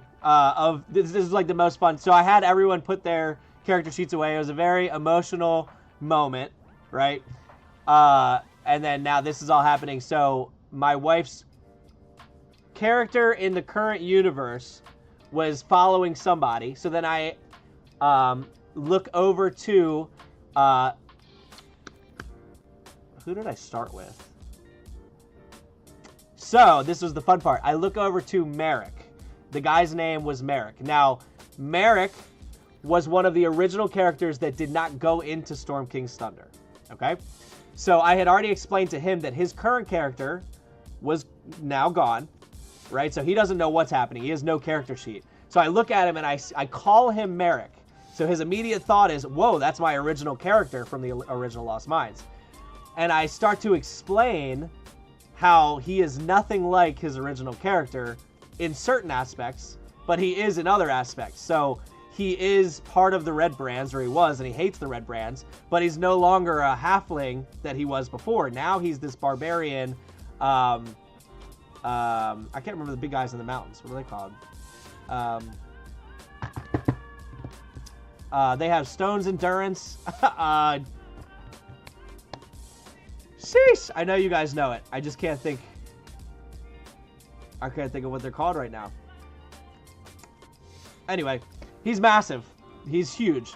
And so then once I finished describing him, in each of their chairs, because they all have office chairs, I told him he could unzip the back of his chair, and inside of there I had a folder with their new character sheet in it, and it had a picture on the back. Not a berserker. I'm thinking of the race. I'm sorry. Goliath, thank you. Yes, Goliath. So yeah, he's a Goliath barbarian, which is far from the halfling rogue that his original character was. So it points to they're all kind of their same characters, but they're not. And they don't know why, and no one knows why. No one knows what's going on.